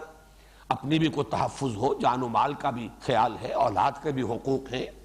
گھر والوں کا بھی معاملہ جو ہے، یہ ساری چیزیں جو ہے آدمی سوچ سمجھ کر چلے۔ یہ تو معلوم ہوتا ہے کہ بالکل ہر چیز سے آزاد ہے، ہر چیز آباد، جب پکارا حاضر، جس کام کے لیے کہا سر تسلیم خم۔ تو ہم اتنے ناسمجھ نہیں ہیں، چلنا چاہتے ہیں لیکن دیکھ بھال کر، دائیں بائیں دیکھ کر، اپنی تحفظ، جان و مال کے تحفظ کے ساتھ۔ یہ بات جو ہے منافقین کے کردار پر 100% منطبق ہو رہی ہے کہ ان کے نزدیک وہ جو معاملہ تھا جس کو میں نے کہا کہ ہرچہ باد آباد ماں کشتی دراب انداختیں، یہ گویا کہ حماقت ہے۔ آدمی کو چلنا چاہیے، بلکہ مجھے یاد آ گئی سورہ حج کی وہ آیت، وَمِنَ النَّاسِ مَن يَعْبُدُ اللَّهَ عَلَى حَرْفٍ فَإِنْ أَصَابَهُ خَيْرٌ اطْمَأَنَّ بِهِ وَإِنْ أَصَابَتْهُ فِتْنَةٌ انقلب عَلَى وَجْهِهِ خَسِرَ الدُّنْيَا وَالْآخِرَةَ۔ لوگوں میں کچھ ایسے بھی ہیں کہ جو کنارے کنارے بندگی کرنا چاہتے ہیں، اللہ کی مجدھار میں کودنا بھی چاہتے ہیں، وہ آخرت بھی چاہتے ہیں لیکن دنیا کا گھاٹا بھی گوارا نہیں ہے، ہمیں دین بھی ملے لیکن دنیا کا بھی نقصان نہ ہو، جنت بھی مل جائے لیکن یہاں کی ابھی کوئی قربانی نہ دینی پڑے۔ تو اعلیٰ حرف، کنارے کنارے، وَمِنَ النَّاسِ مَن يَعْبُدُ اللَّهَ عَلَىٰ حَرْفٍ، بندگی تو کرنا چاہتے ہیں اللہ کی لیکن ذرا کنارے کنارے، حفاظت کے ساتھ، سیفٹی فرسٹ، اپنی تحفظ کا پہلے خیال رہے۔ وہ فرمایا بڑی پیاری وضاحت، فَإِنْ أَصَابَهُ خَيْرٌ اطْمَأَنَّ بِهِ، اگر خیر ہو، خیریت ہو، مال غنیمت بھی مل گیا ہے، کچھ کرنا بھی نہیں پڑا، ہینگ لگی نہ پھٹکڑی اور رنگ بھی چوکھا آ گیا تو بڑے مطمئن۔ وَإِنْ أَصَابَتْهُ فِتْنَةٌ انقلب عَلَى وَجْهِهِ خَسِرَ الدُّنْيَا وَالْآخِرَةَ، اور اگر کہیں فتنہ، آزمائش، ابتلاء، امتحان، جان و مال کے لیے خطرات آ گئے تو اوندھے منہ گر پڑے۔ خسر الدنیا والآخرہ، یہ دنیا اور آخرت دونوں کا خسارہ ہے، تباہی اور بربادی ہے۔ یہ ہے وہ کردار۔ تو اب ظاہر بات ہے جو لوگ یہ کر رہے تھے، جان و مال کی بازیاں لگا رہے ہیں اور کھیل رہے ہیں، ان کو وہ کہتے تھے بے وقوف ہیں، ناسمجھ ہیں، فینیٹکس ہیں، دیوانے ہیں، انہیں اپنے بھلے اور برے کی سوچ نہیں رہی، کوئی مستقبل کا کچھ خیال نہیں رہا، اپنے اہل و عیال کا خیال نہیں کر رہے، کوئی تحفظ جو ہے ان کے سامنے نہیں ہے۔ وَإِذَا قِيلَ لَهُمْ آمِنُوا كَمَا آمَنَ النَّاسُ قَالُوا أَنُؤْمِنُ كَمَا آمَنَ السُّفَهَاءُ أَلَا إِنَّهُمْ هُمُ السُّفَهَاءُ وَلَكِنْ لَا يَعْلَمُونَ، آگاہ ہو جاؤ کہ یہی بے وقوف ہیں، یہی احمق ہیں، یہی ناسمجھ ہیں، لیکن انہیں علم نہیں ہے۔ ایمان کے اعتبار سے سب سے زیادہ کامیابی کی تجارت تو وہ ہے، اصل تجارت تو وہ ہے، جان اور مال اللہ کے حوالے کر دو۔ ان اللہ اشترى من المؤمنین انفسهم واموالهم بان لهم الجنہ یقاتلون فی سبیل اللہ فیقتلون ویقتلون وعدا علیہ حقا فی التوراۃ والانجیل والقرآن ومن اوفی بعہدہ من اللہ فاستبشروا ببیعکم الذی بایعتم بہ۔ اللہ کے ساتھ یہ سودا کرو تو خوشیاں مناؤ، اس سے بڑا سودا کوئی نہیں، اس سے زیادہ نفع کا معاملہ کوئی نہیں۔ وہ وعدہ جو اللہ نے جنت کا کیا، بأن لہم الجنہ، کتنا پختہ وعدہ، وعدا علیہ حقا فی التوراۃ والانجیل والقرآن، تین مرتبہ اللہ نے اپنے اس وعدے کی توثیق کی ہے، تورات میں بھی یہ وعدہ آیا، انجیل میں آیا، قرآن میں آیا۔ وَمَنْ أَوْفَىٰ بِعَهْدِهِ مِنَ اللَّهِ، اور ذرا سوچو اللہ سے بڑھ کر اپنے عہد کا پورا کرنے والا کون ہوگا؟ فَاسْتَبْشِرُوا، تو اگر یہ سودا کر لیا تو خوشیاں مناؤ۔ تو اگر تو ایمان کی رمق ہو تو محسوس ہوگا کہ اس سے بڑا، اس سے زیادہ رفع بخش سودا کوئی ہے نہیں۔ اصل میں وہ علم حقیقی انہیں حاصل نہیں ہے، اصل میں اس ایمان حقیقی سے محروم ہیں، اس لیے ان کو کہہ رہے ہیں احمق، ان کو سمجھ رہے ہیں ناسمجھ، کہ جو اصل سمجھدار ہیں یہ الا انہم هم السفہاء ولکن لا یعلمون وَإِذَا لَقُوا الَّذِينَ آمَنُوا قَالُوا آمَنَّا، اور جب یہ ملتے ہیں ملاقات کرتے ہیں اہل ایمان سے تو کہتے ہیں ہم بھی ایمان رکھتے ہیں یا ہم بھی ایمان لائے ہیں۔ یہ دونوں ترجمے میں کس اعتبار سے کر رہا ہوں؟ اگر وہ یہود کو کے اوپر منطبق کریں گے تو ہم بھی ایمان رکھتے ہیں، آخر اللہ کو مانتے ہیں، آخرت کو مانتے ہیں، رسولوں کو مانتے ہیں، ابراہیم کو مانتے ہیں، موسیٰ کو مانتے ہیں، تورات ہے ہمارے پاس اس کو مانتے ہیں، ہم بھی مومن ہیں۔ یا یہ کہ پھر وہ دعویٰ کرتے ہیں منافقین کہ ہم بھی ایمان لے آئے ہیں، ہم بھی محمد کو مانتے ہیں صلی اللہ علیہ وسلم، ایمان لے آئے ہیں۔ لیکن یہ کہ جب وہ اپنے شیاطین کے پاس، یہ شیطان کے لفظ کی تھوڑی سی وضاحت میں کر دوں، اس میں اختلاف ہے۔ ایک رائے تو یہ ہے، اور امام راغب نے تو اسی کو اولیت دی ہے، ترجیح دی ہے، کہ اس میں نون جو ہے وہ اصلی ہے شطنا، شطنا کے معنی ہے تباعدہ، دور ہو جانا، یعنی دوری سرکشی کے اعتبار سے بھی، دوری معصیت کے اعتبار سے بھی، اللہ سے دور ہو جانا، ہدایت سے دور ہو جانا۔ تو اب شیطان وہ ہے کہ جو بہت دور ہو گیا ہدایت سے، اللہ سے بہت دور۔ اور ایک یہ ہے کہ یہ شاطا یشیتوں سے فعلان کے وزن پر مبالغے کا صیغہ ہے۔ شاطا یشیتوں کے معنی ہوتے ہیں احترق غضبا وحسدا، کوئی شخص غصے اور حسد کے اندر جل جائے، جل بھول کر کباب ہو جانا جس کو کہتے ہیں، وہ ہے شاطا یشیت۔ اور اس سے پھر فعلان کے وزن پر شیطان، غصے اور حسد کی آگ میں جل اٹھنے والا، جل کر بھسم ہونے والا، وہ شیطان ہے۔ اس اعتبار سے امام راغب نے ایک حدیث بھی کوٹ کی ہے حضور صلی اللہ علیہ وسلم کی، الحسد شیطان والغضب شیطان، یہ حسد اور غضب، یہ دو چیزیں جو ہیں یہی اصل شیطنت کی بنیاد ہے۔ شیطنت انہی کی بنیاد پر قائم ہوتی ہے، پروان چڑھتی ہے۔ یہاں مراد ہے جو ان کے سردار تھے بڑے چودھری، اور معلوم ہوتا ہے کہ اس سے مراد جو ہے وہ یہود کے علماء، اس لیے کہ ظاہر بات ہے اوس اور خزرج کے جو بڑے سردار تھے وہ تو ایمان لے آئے تھے۔ ایک ہے وہ عبداللہ ابن ابی خزرجی تھا، وہ منافقین کا سردار ہے۔ تو یہ بھی دونوں کے اندر یہ آئے گا کہ ان میں سے جو اہل کتاب ایسے تھے جو کہتے تھے کہ ہم بھی ایمان لائے ہیں، بھائی ہم بھی مومن ہیں، ہم بھی مانتے ہیں توحید کو، آخرت کو، لیکن جا کر پھر اپنے لوگوں کو مطمئن کرنا پڑتا تھا، گھبرائیں نہیں، ہمارے بارے میں کوئی آپ کو سوء ظن نہ ہو جائے، ہم آپ کے ساتھ ہی ہیں۔ لیکن یہ ہے کہ ذرا ان مسلمانوں کو ذرا تھوڑا سا ان کے ساتھ استہزاء کر رہے ہیں، مذاق اڑا رہے ہیں۔ اسی طرح وہ جو منافق تھے، منافق تو ہے ہی وہ کہ جو دو طرف رہنا چاہتا ہے، لا الہ الا ولا الہ الا، یکسو تو ہونا چاہتا ہی نہیں۔ وہ اہل ایمان کے ساتھ ہو جائے تو اس کا مطلب ہے تعلق توڑنا پڑے گا انہیں کفار کے ساتھ، اور وہ توڑنے کے لیے تیار نہیں۔ اگر وہ کفار کے ساتھ ہو جائیں تو تعلق ٹوٹتا ہے اہل ایمان سے۔ وہ ان کا روش یہ تھی کہ تیل دیکھو، تیل کی دھار دیکھو، دیکھو اونٹ کس کروٹ بیٹھتا ہے۔ تو دونوں سے، جس کو انگریزی میں کہتے ہیں don't put all your eggs in one basket, کہ اگر کہیں وہ اس باسکٹ جو ہے وہ کہیں گر گئی تو سارے کے سارے انڈے جو ہیں ختم ہو جائیں گے، تو کچھ تقسیم کر کے رکھو، کچھ نہ کچھ گڈ آفیسز اپنے مینٹین کرو، اہل ایمان کے ساتھ بھی اور ان کفار کے ساتھ بھی۔ ویسے یہ کہ سورہ مجادلہ میں تو اس کا نقشہ کھینچا گیا ہے کہ الم تر الی الذین تولوا قوما غضب اللہ علیہم ما هم منکم ولا منہم یحلفون علی الکذب وهم یعلمون۔ یہ جھوٹا حلف لے رہے ہیں، جھوٹ بول رہے ہیں، یہ نہ ان میں سے ہے نہ تم میں سے ہے مسلمانوں۔ اگرچہ انہوں نے ان کے ساتھ گٹھ جوڑ کیا ہے، انہیں بھی اپنی وفاداریوں کا یقین دلایا ہے، وہ سردار جو ہے کفر کے یا وہ علماء یہود کے، ان کو بھی جا کر اپنی وفاداری کا یقین دلاتے، حقیقت میں یہ ان کے بھی نہیں ہے، نہ یہ ان کے ہیں نہ تمہارے ہیں۔ لا الہ الا ولا الہ الا